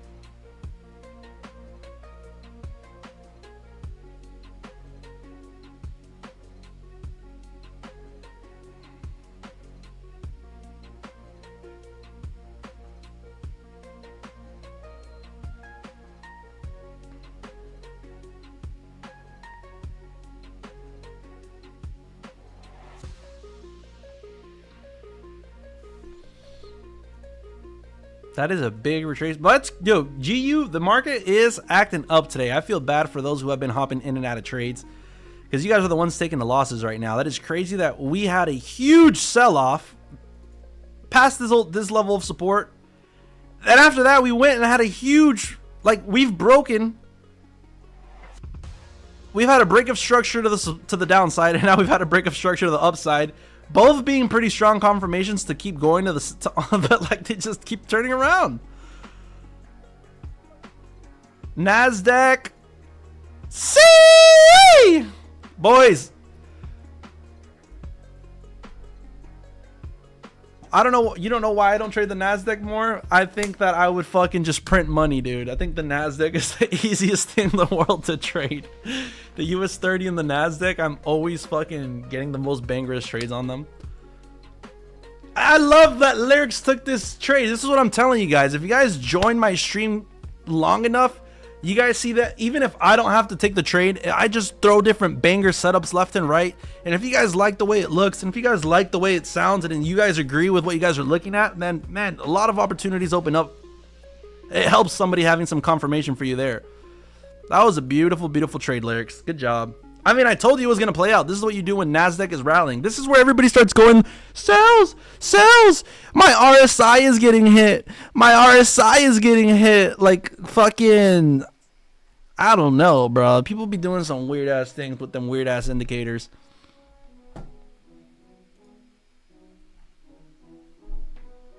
Rinsing means milking props. Took like a 10K payout a few days ago. Ooh. Damn, boy. That boy been making money.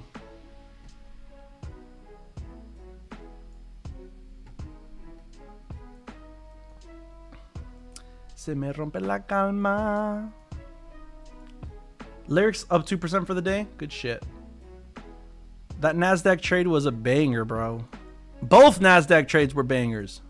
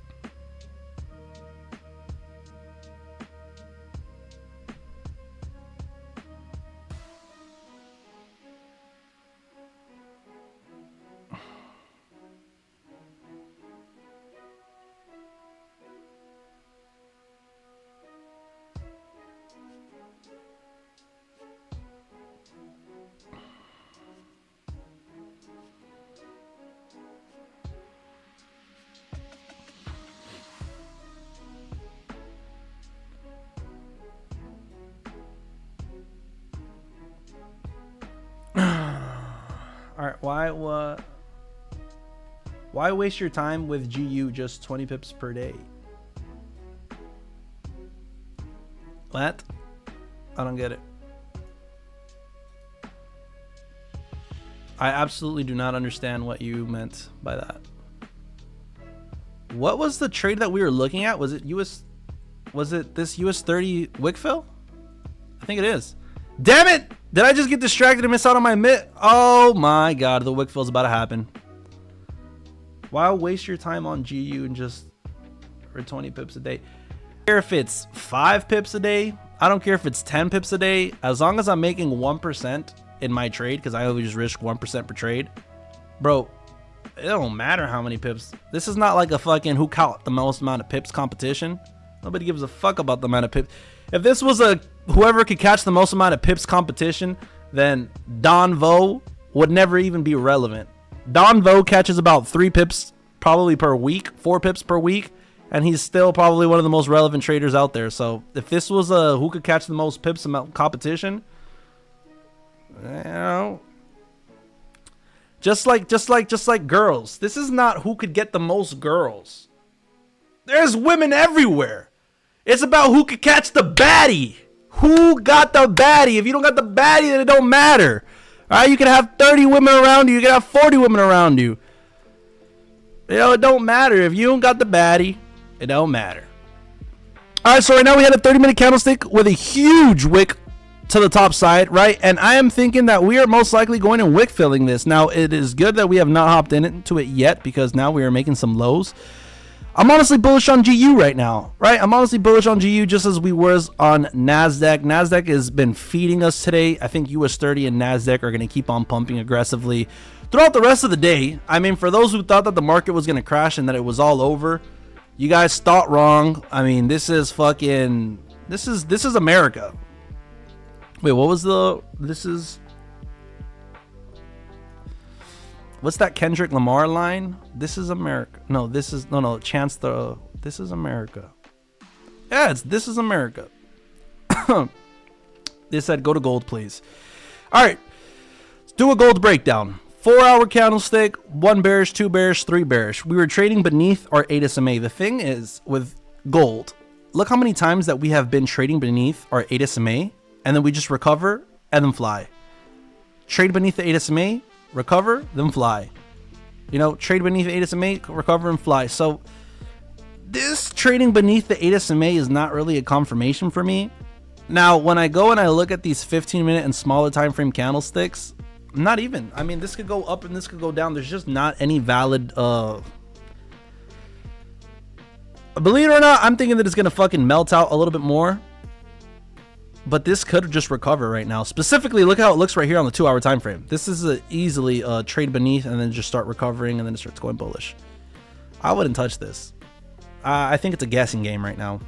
There's nothing. I mean, and then 30-minute time frame wise, this looks bearish. Yeah, I agree with that. They really just look like a guessing game right now on gold. I'm not just saying that.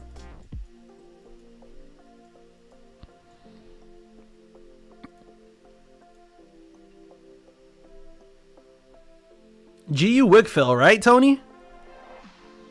Right, Tony? Something's telling me that fuck it. We just go for the wick fill and keep it simple. I'm down 1% on my live account right now, chat. It's not the way I want to go. I don't want to go out fucking down $4,000. This looks great though. Fuck. Are we taking it? Are we taking it? 4-hour candlestick closes in how long? 4-hour candlestick closes in 1 hour and it closes in 2 hours. And it's flipping from bullish to bearish. I don't think it's going to flip bearish though. Fuck it. I think we're taking this trade. Where's my stop loss? 133,670. If I were to execute this trade, how would it look? GBP USD.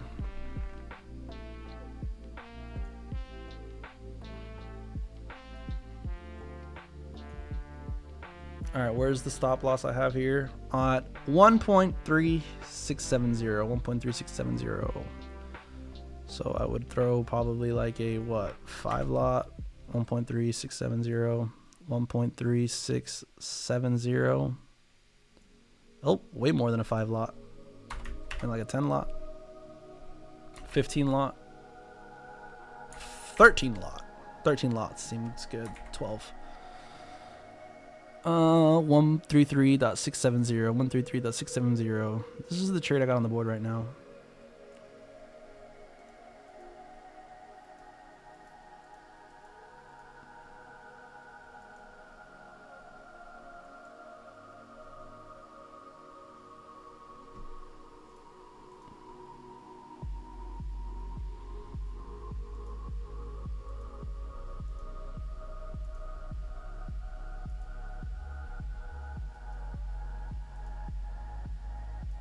Damn, is it going to play out right now without me?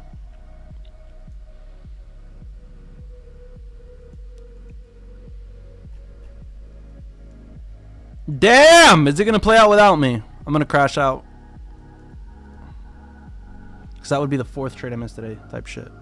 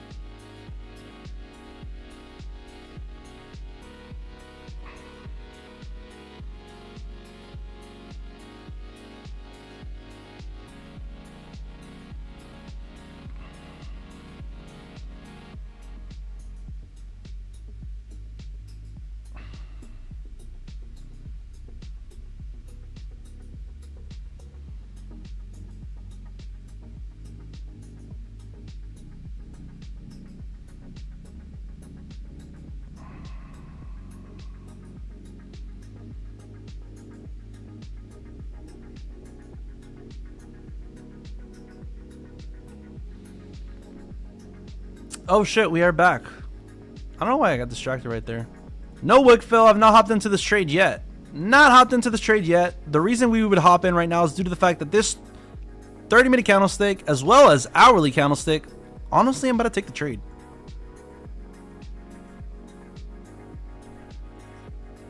Is it a bad decision right now, chat?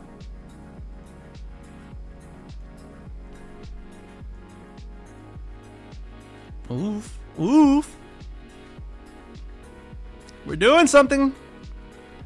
I love when price goes into drawdown and I'm not in it.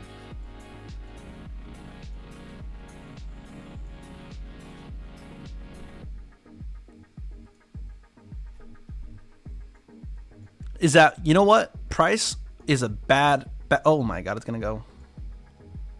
Honestly, I think I'm going to take it. Why am I not executing? I think I'm going to say it's a bad thing if we reach, what low is it? These lows. I mean, these lows right here, I probably would cut the trade.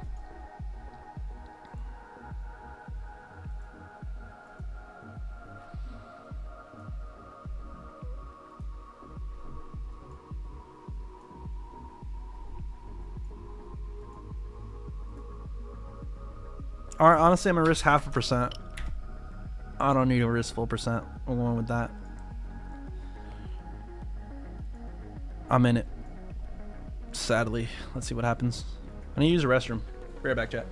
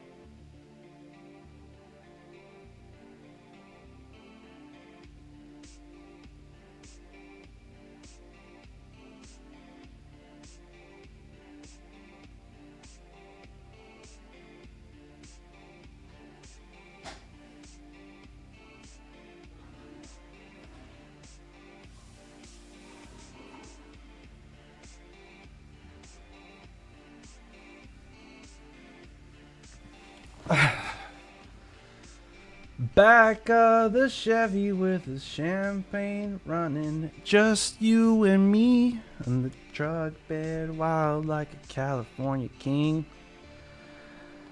Oh my God, what a beautiful, beautiful, beautiful execution from there. Why is GU not going?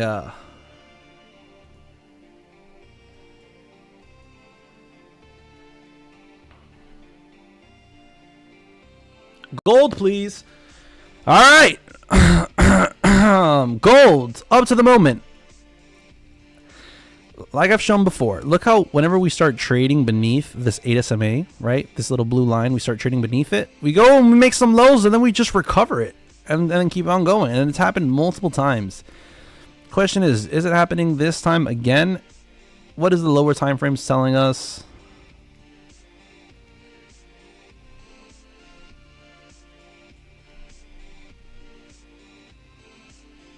Honestly, I think that this wants you to believe that this is like, you know, the Fibonacci retracement, 0618 rejection. We're going to keep on making highs right now, you know, and keep on recovering.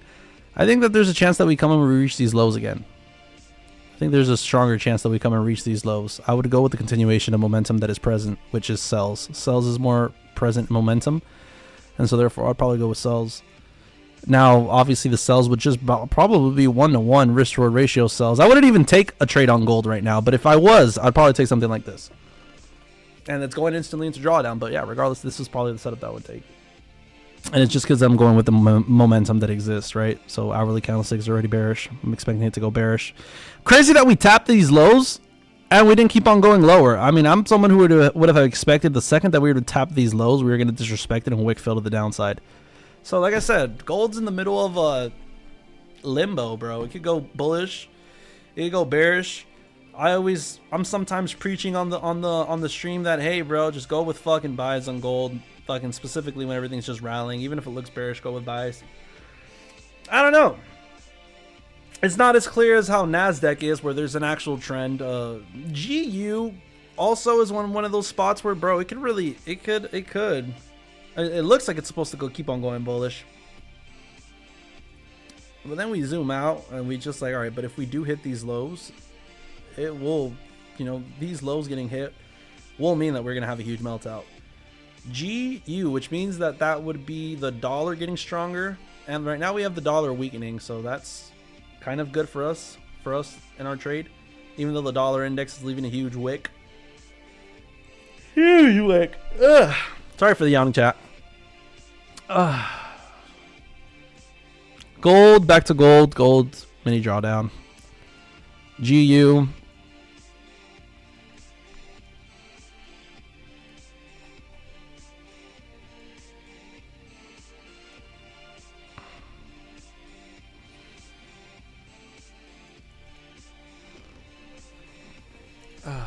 Yay.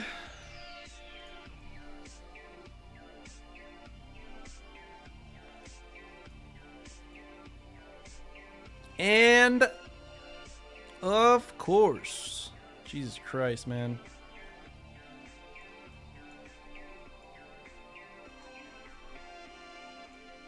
That's funny. The first setup that starts going actually into drawdown, because all the other setups didn't go into drawdown. And it's the first motherfucking setup that we're actually in. Like what? Incredible.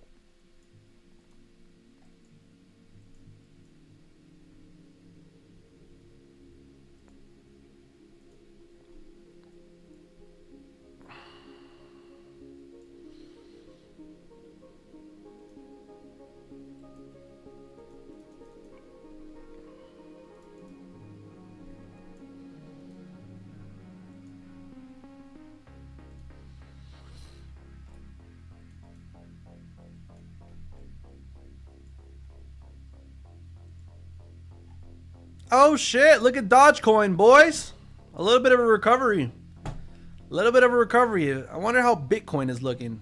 Bitcoin, 91,000. Little bit of a recovery. Look at these zones that I got. These zones are so perfect. Bang, perfectly respected. Bang, perfect. The next zone is right here. We're going to 100K. We are going to 100K. So if you guys do not have any crypto investments, motherfuckers, you're missing out. This is literally prime time to be invested into crypto, especially when all this bullshit's going around the world where people thinking that the fucking stock market's gonna crash and shit like that. Wanna know what I feel like is gonna crash real soon? Yeah, bro, you're welcome. Just bought some. Wanna know what's crazy? I feel like, bro, and I'm talking about like, because I'm seeing it firsthand, right? I know everybody always talks about like, oh, buyers are doing this, sellers are doing this, buyers are doing this. No. I'm seeing this firsthand, chat, where in Florida, Lio could, everybody who lives in Florida here, or anybody who lives here in the United States could tell you that this is facts. Nobody's selling their houses.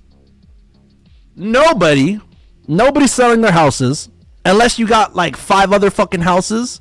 Nobody's selling their houses. And nobody's buying houses at all. Like zero. I'm talking about like the top 1% of the fucking world. We're talking about like Messi probably bought an apartment recently, or goddamn one of your favorite TikTok streamers, right? But nobody's selling. Why aren't they selling? Because if I sold my house, right, I bought it for $300,000, I could sell it right now for, let's say, double the price, $600,000. Yeah, I could sell my 3-bedroom house for $600,000, but now to move into another 3-bedroom house, I gotta pay like another $600,000. It's just not worth it. The money doesn't make sense. It's not like, and nobody is selling either because they know that there's nothing to buy. There's absolutely nothing to buy. If you're getting yourself out of your, it's like closing out. It's like closing out early on a trade when it's rallying. It's like my trade is rallying. Why the fuck would I close? What you could imagine it being is that, imagine US30 was rocketing right now, and you were in a trade, and it was just making you a whole bunch of money. Nobody would want to close, and therefore things would also keep on going up. And then because it's so high, nobody would want to buy, and therefore they keep on missing out because it just keeps on going up. It's just infinite. It's just infinite. It's just, and so therefore my point originally was, I don't know if there's going to be a stock market crash, but bro, the housing market is getting me real worried, boy. And so if something happens this year, massive with the housing market, bro, you guys be like, yo, I remember Peso was talking about it. And it's not even that I'm hearing it on the news, it's seeing it firsthand as somebody looking for houses, as somebody who has parents that are realtors, as somebody who has fucking just knowledge about what's like, it's just happening. It's just, everything's just fucking going up. Nobody wants to sell, nobody wants to buy. And we're constructing like crazy. Construction is up the ass. We are making a lot of motherfucking new apartments. Massive house market unfollowing. In Florida right now, in Miami, woo, boy, they're constructing building after building after building, and all those high-rise apartments, they don't got nobody living in them. Shit's gonna look like goddamn China. Y'all seen them high-rise buildings in China nobody lives in? China builds these fucking buildings so rapidly and so quick that, bro, they can't even get people to go and fucking move there.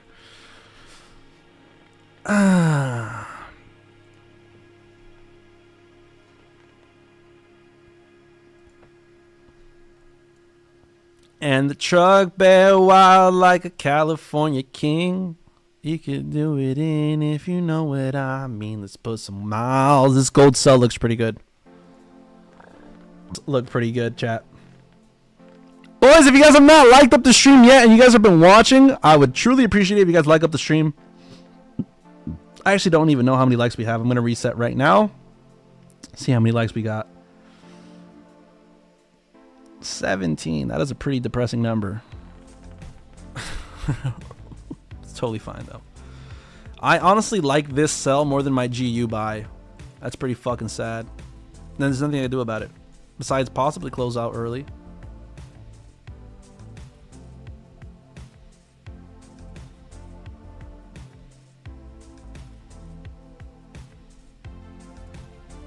Gold sell looks better than GU buy right now.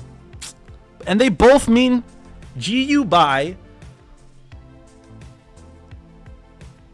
Wait, gold sell means the dollar's getting stronger.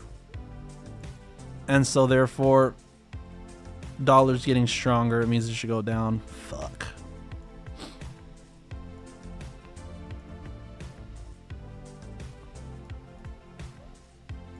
Gold sells are going to play out. I don't see how this doesn't play out. Kim Jong-un tripping. Kim Jong-un.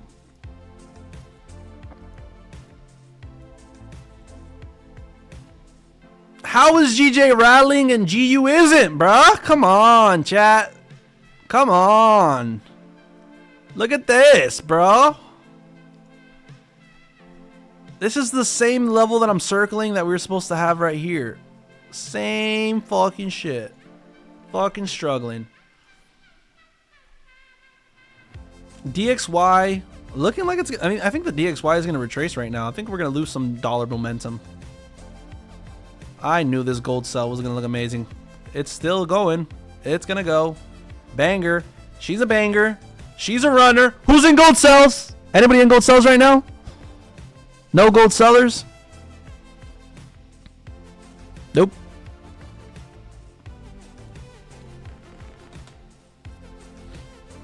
Nice, Albert. Nice. Make sure you hold that shit. I'm on a sell. Make sure you keep on holding that shit. That shit's gonna keep on going right now.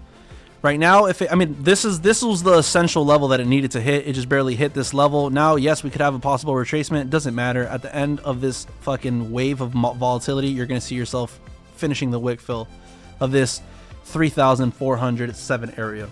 I go for the wick fill. Go for the wick fill. If not, go for almost the wick fill because it could turn around. But I think the wick fill is a perfect target. So realistically, 3,407. I like that.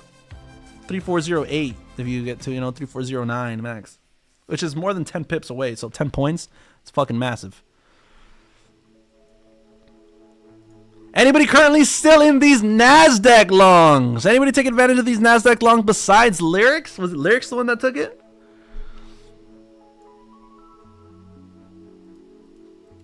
This thing looks like it's about to start coming down, though. And then we still got GU struggling here. Ah, dude, why is my nose itching? Never had that.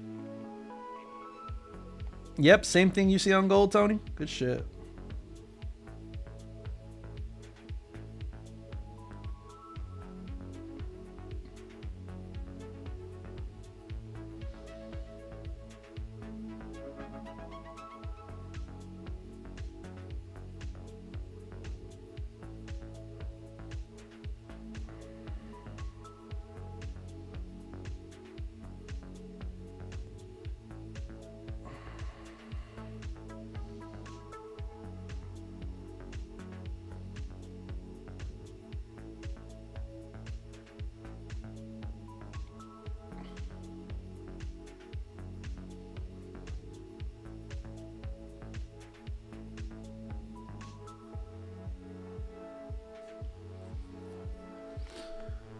Kind of back. Let me see.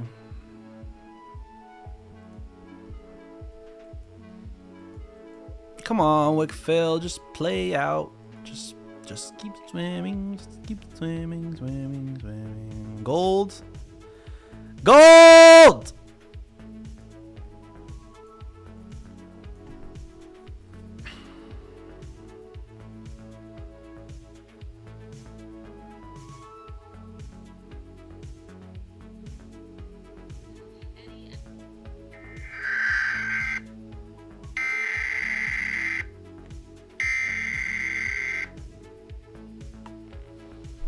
That's the sound that we gotta make when gold hits.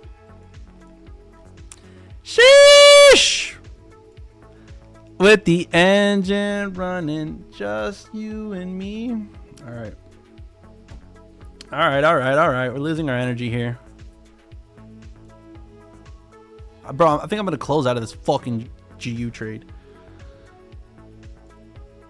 Nah, I'm just kidding. Oh yeah, don't even close at 2,407. Just keep it going, brother. Albert Jones, you are Albert Joshua. Albert Jones. Damn, dude.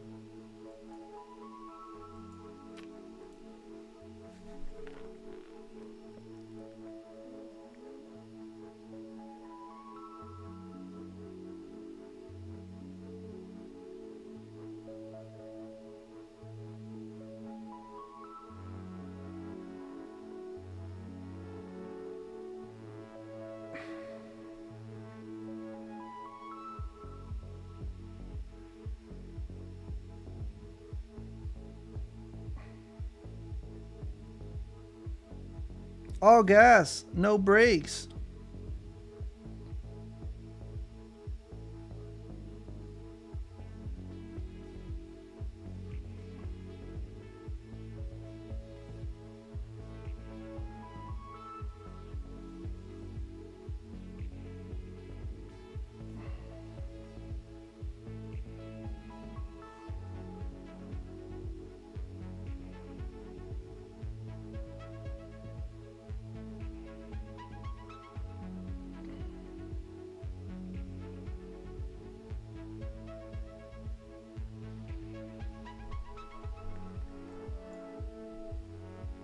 Nice shit, Albert. Good shit, brother.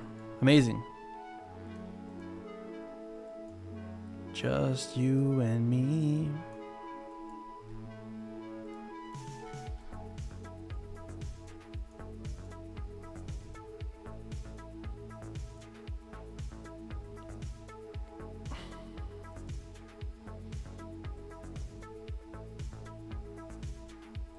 Bro, we've caught this. Today's session's been interesting. We've called out so many banger trades.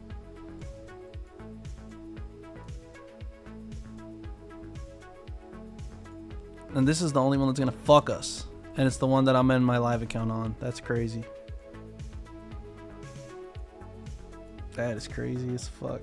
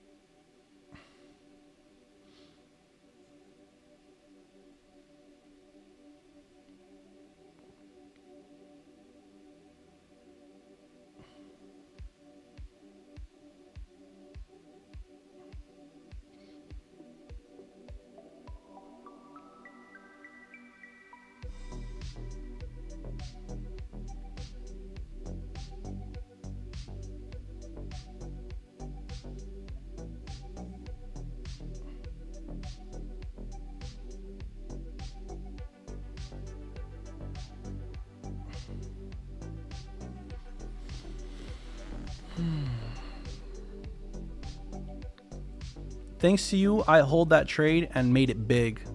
Hell the fuck yes. Hell the fuck yes. Make sure you're joining the stream constantly, Albert. We do things like this all the time. We honestly don't encourage people to hop into multiple trades a day, so hopefully that wasn't like your fifth, sixth. I don't know. Just make sure that you're not hopping into constantly into the market.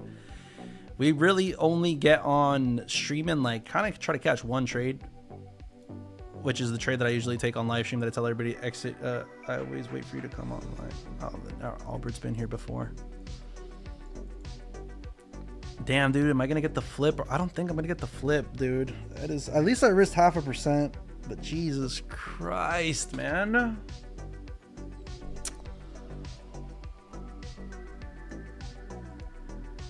Way to piss me off.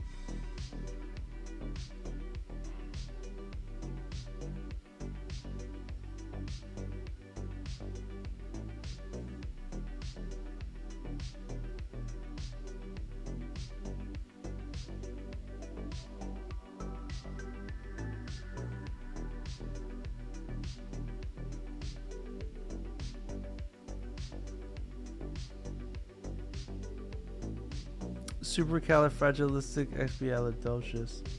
Imagine I could actually, like, imagine I didn't know what that actually meant, and I've never heard that, and I could read it from, like, just, like, supercalifragilistic. Like, how, would I be able to actually read that?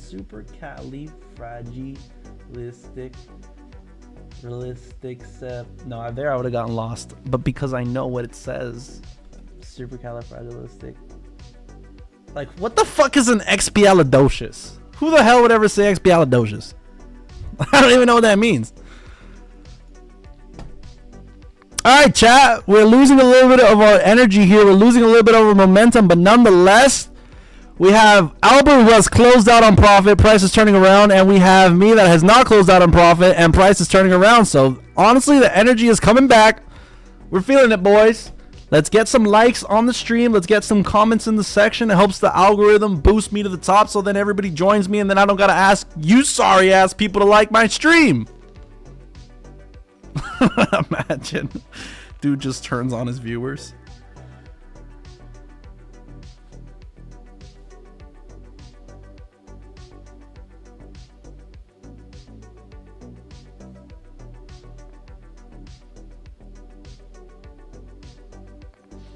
Bro, I found this awesome Instagram page.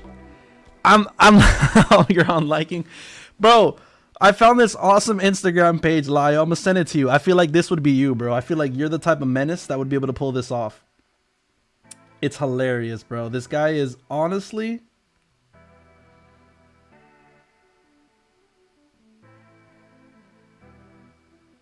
This guy's honestly a genius, bro. Lio, look at what he got his page famous for doing. So this guy goes to car dealerships. You think he's in Texas or Miami. He goes to car dealerships and he drives like expensive ass cars. And like he asks for test drives and he records the test drive and then he just fucking starts like redlining the car or doing donuts and shit or fucking driving like at 170 miles per hour. And the guy trying to sell the car, he's just like freaking out in the car and shit. Bro, it's hilarious. Bro, it's hilarious. I sent you the page. Like, the guy's just a menace, bro. Like, or he goes up to, like, people that are selling their cars personally, and you can tell that they're not, like, working at a dealership. They're just, like, meeting them in person. And, bro, he starts driving the shit out of the car, like, in a horrible way. It's hilarious, bro.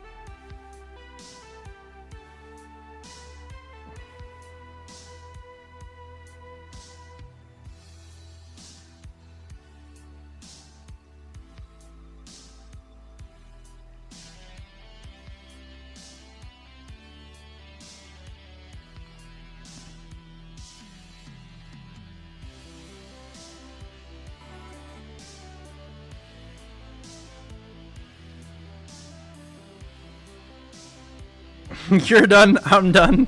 You're done. Bro, that dude's hilarious.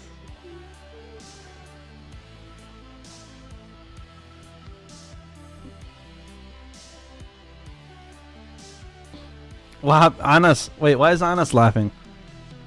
What just happened? I felt like I was talking to fucking Lio and Anas just like saw through our conversation.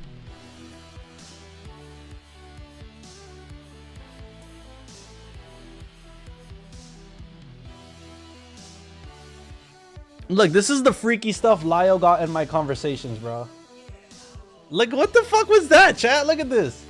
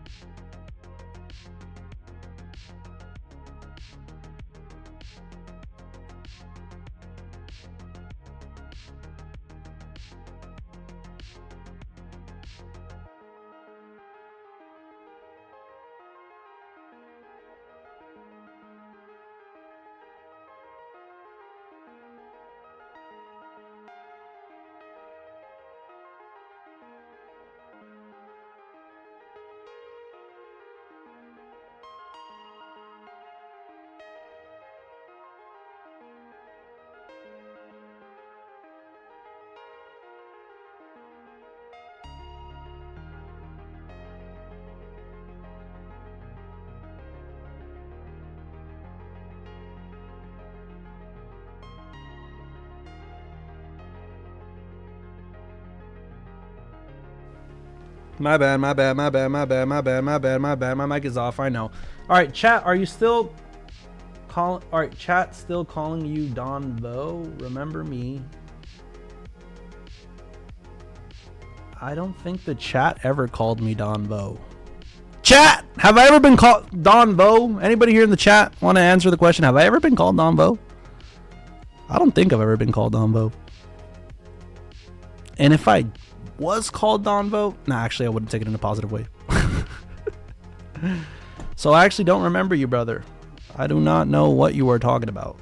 I wish I did. I don't think I've ever even been called any other trader besides fucking Peso. Like, nobody's ever been like, you trade like Wicks don't lie, or you trade like... It was to Anas. Oh!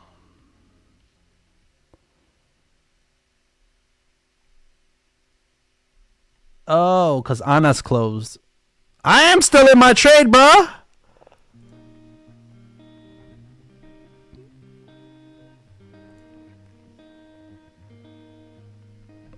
I don't know what's going on. I don't even remember the dude.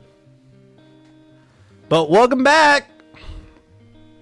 You missed out on gold sells. You missed out on NASDAQ back-to-back buys. You missed out on GU sells that were the first like initial down pump. You missed out on a lot here on this stream, chat. Whatever the guy is. Karthik. We've been ripping it this morning. We got the barrels out. Barrels out. Hunting for doves. Bringing in the rippers. Got a couple Scooby snacks. I'm feeling...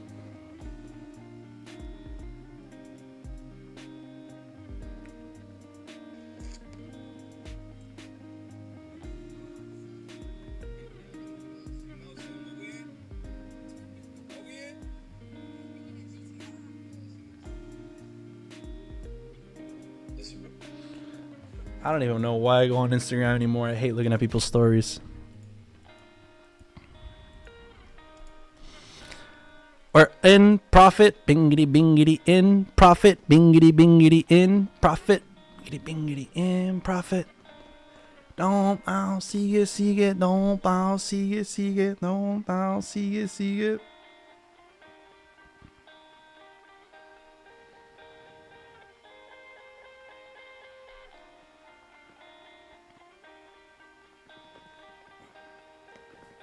Take a video real quick. I have not cleaned them. That's one face. That's two faces. That's three faces.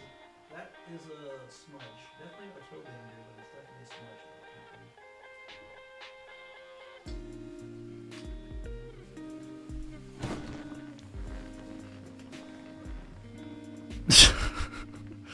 All right, boys, our position is looking great. Honestly, could it still turn around and melt? Yes, but absolutely looking spectacular. I mean, it was a setup that we were waiting for. We didn't close out early and draw down, so we are still, those who are in this position are golden right now. Break even is a good thing, right? Well, know what I wish I could do? I wish I could start, I'm going to start screen recording. See if I catch a banger here. I'm going to start screen recording this position.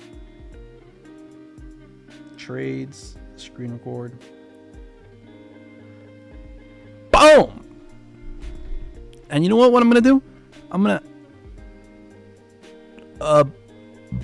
boom.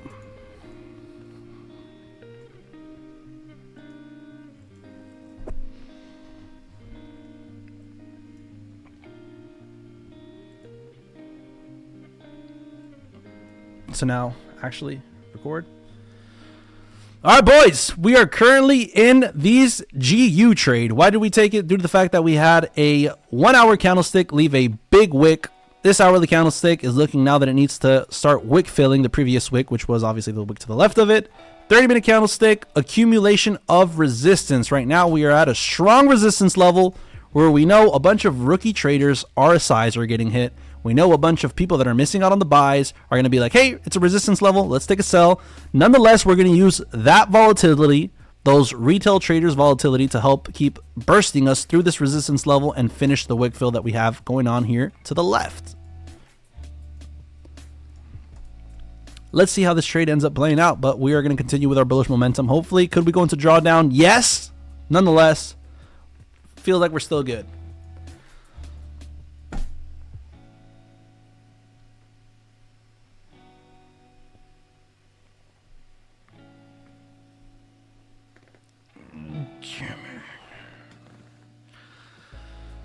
Damn it. Damn it. Damn it.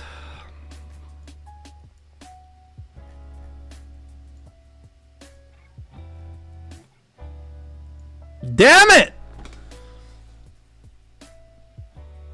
What's going on here, chat? There ain't nothing like NASDAQ. Oh my God. I don't even want to see it. It's going to get me mad.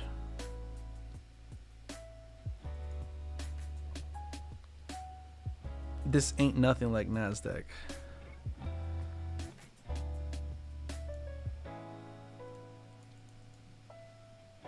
Gold's going back down. Dude, charts are chopping up right now. Boom. That's what we need though right there. Let's get that pump. Let's get that pump. Let's get that pump. Let's get that pump. Let's get that pump. Come on. Keep on going.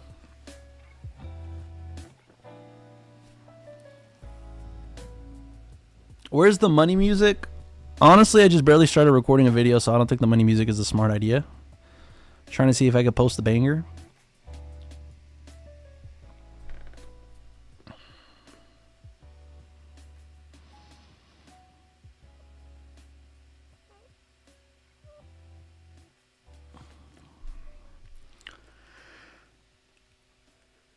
Isn't she lovely?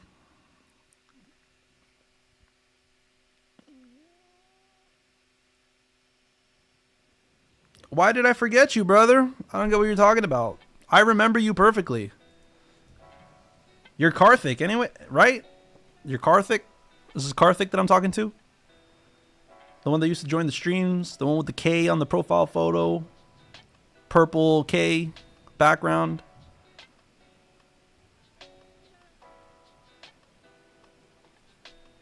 You explained the SMC and ICT concepts.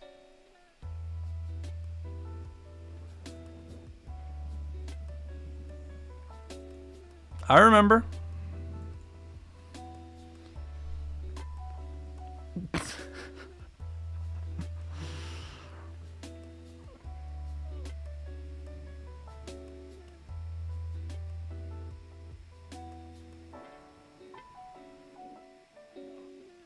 Isn't she lovely?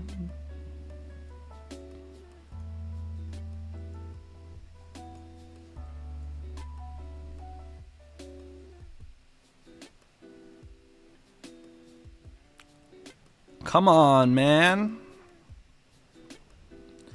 Bro, I remember you. You were the one explaining the SMC and ICT.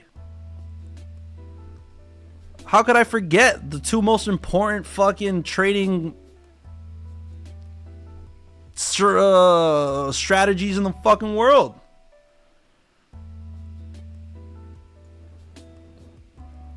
Like, I used my ICT Glock Ripper 3000 to, you know, mix with my Fibonacci retracements to catch the ICT high and then be able to hop into the fair value gap once the reversal candlestick engulfs its previous engulfing high, so therefore rips up to the top.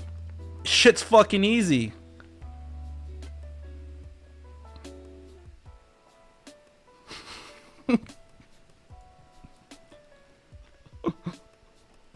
Liquidity sweep, there you go. I need to remember all those names. No, we're just here looking for a liquidity sweep on the OB for the fair value gap to return and hit its all-time high, and then we could go and catch one of the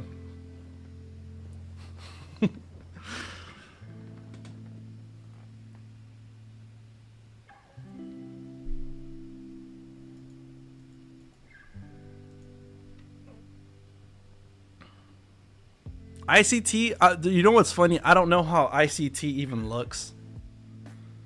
I thought ICT was like IML. I thought it was like just stand. I just thought it stood for something. I didn't know it was an actual guy. I learned it was an actual guy like a year ago. ICT, and then I was like, this guy's a troll. This guy's a troll, but he's a master troll. He is the master troll. Like, we got, like, he's the one who invented the term the market makers. Not invented it, but he was the original person talking about the market makers. And when he would talk about the market makers, like, this guy's a troll. And I'm saying that because this guy got big as balls, tricked the whole Forex fucking world, and he was like, I got him in the palm of my hands. And he's not tricking anybody. What he says, he has value. Like, he's a good, I'm not saying he's a bad trader, he's a good trader. Like, I don't even know what it is, what fair, you know, but it is. I don't know what it is, but it is. And it's valid. And yeah, he rebrands and renames and white labels a whole bunch of strategies, and that's totally fine. So, but he realized that he could troll the whole world. And then he sets it off with an even bigger troll. Made a whole bunch of money. I don't know where the fuck he moved. I don't know where the fuck he's living. He's for sure filthy rich, right? And then he says, I'm done live streaming. But he can't just fucking leave his community. He can't just leave his fucking community like that. So what does he tell his community? Tells his community the market makers are watching my profile, and therefore I cannot stream live anymore. And then he never came back. Ever. And then all the people are like, shit, the market makers. And then it's just like, this guy is like a beast, bro. Never showed up again after saying the market makers were after him. It's like he's in the fucking Matrix. Like the Illuminati's after him. Like, It could be a whole bunch of ways to interpret it, but this guy's a fucking... He's him. He is actually him. I'm going to buy a shirt that says, I trade fair value gaps. I trade FVG. I like that. I trade FVG. Fair value gap plus sweep equals ICT. We need to make some ICT shirts, and we need to start using them as giveaways on the stream. Fucking, you want a giveaway? Here's an ICT shirt. Or a different shirt that says recruited by IML. Recruited by IML. Plain white tee.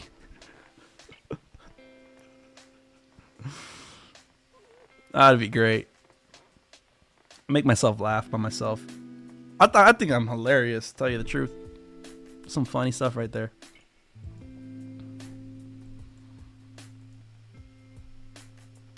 ICT property.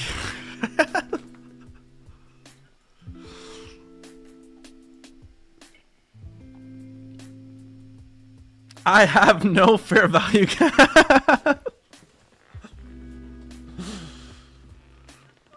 I'm gonna put your mom's FVG.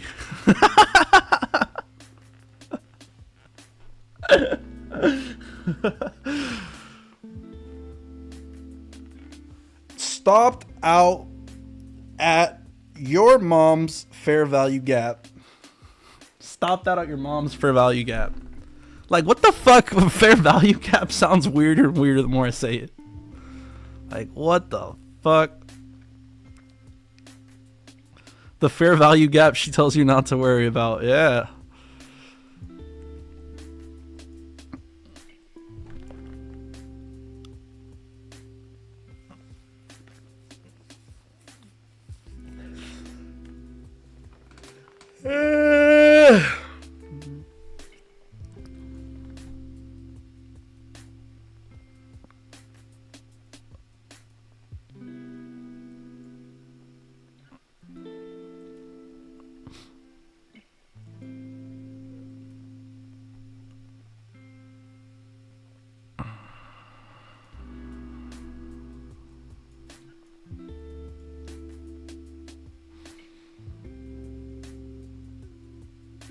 The market makers are watching my trades now, I know.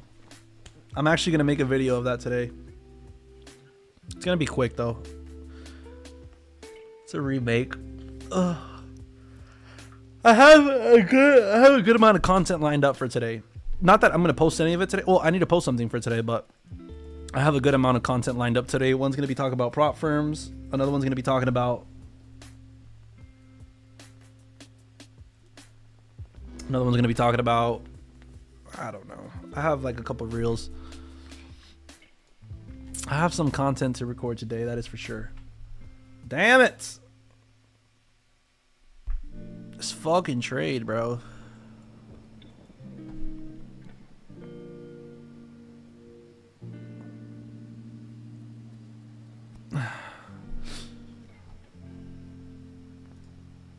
Put a little love in your heart. Oh my god. Alright, boys, I'm going to call it a stream. It has been 3 hours. We're going to hold this trade through. Or do I close it? No, I'm going to hold this trade through. I'm going to hold this trade through. See what ends up happening.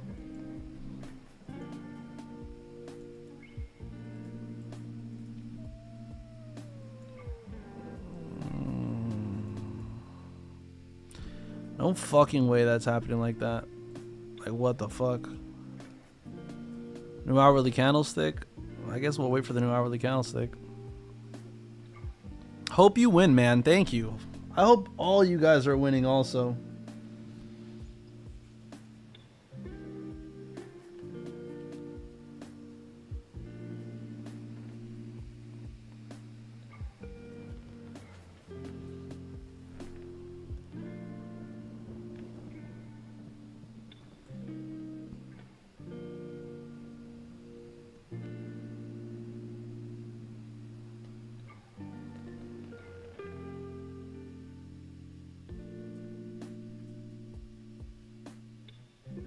We got any Pokemon fans? My friend. Oh my god, no way that just happened.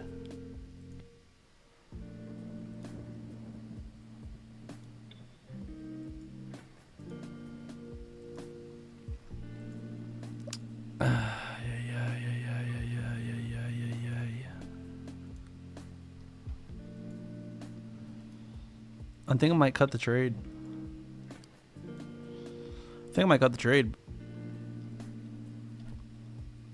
I don't like this. Please jump. Wait, it's a new hourly candlestick. Is this a new 4-hour candlestick too? No, 4-hour candlestick opens in 1 hour.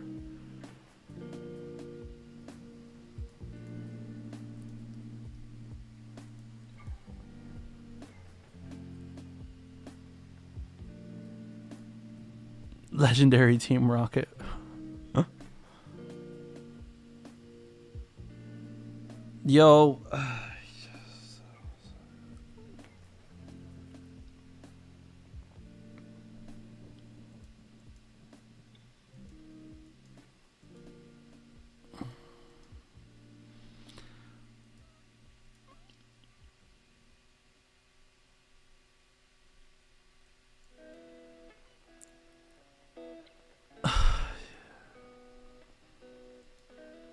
The level of stress. All right, chat. I'm going to let you guys go. If it taps, it taps. If it taps, it taps. It was a successful day overall. You guys already know that. For those who were here early, for those who are just joining in and wondering why I'm getting off all in drawdown, you guys just weren't here for the bigger picture of the story. Oh, shit. EU melted. Wait, chat. Did I say buy? Damn it. I'm going to sell. How did I did that? Bro, what the fuck? What's up? DXY is pumping. US30 still pump. Oh my god, dude. We could have been rich off NASDAQ right now. What's going on? Dollar is pumping. That's clear. So what's GJ doing? How come GJ's flying and we don't got my GU flying, bruh? Oh my god, I got stopped out.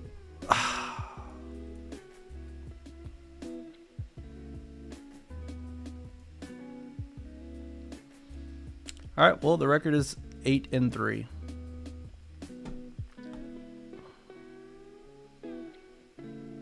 That is ridiculous. Alright, this is what it is, chat. Much love to you guys. Thank you guys for joining the stream. We will catch you guys tomorrow. Actually, Asian session today. I'll see you guys. Much love, boys.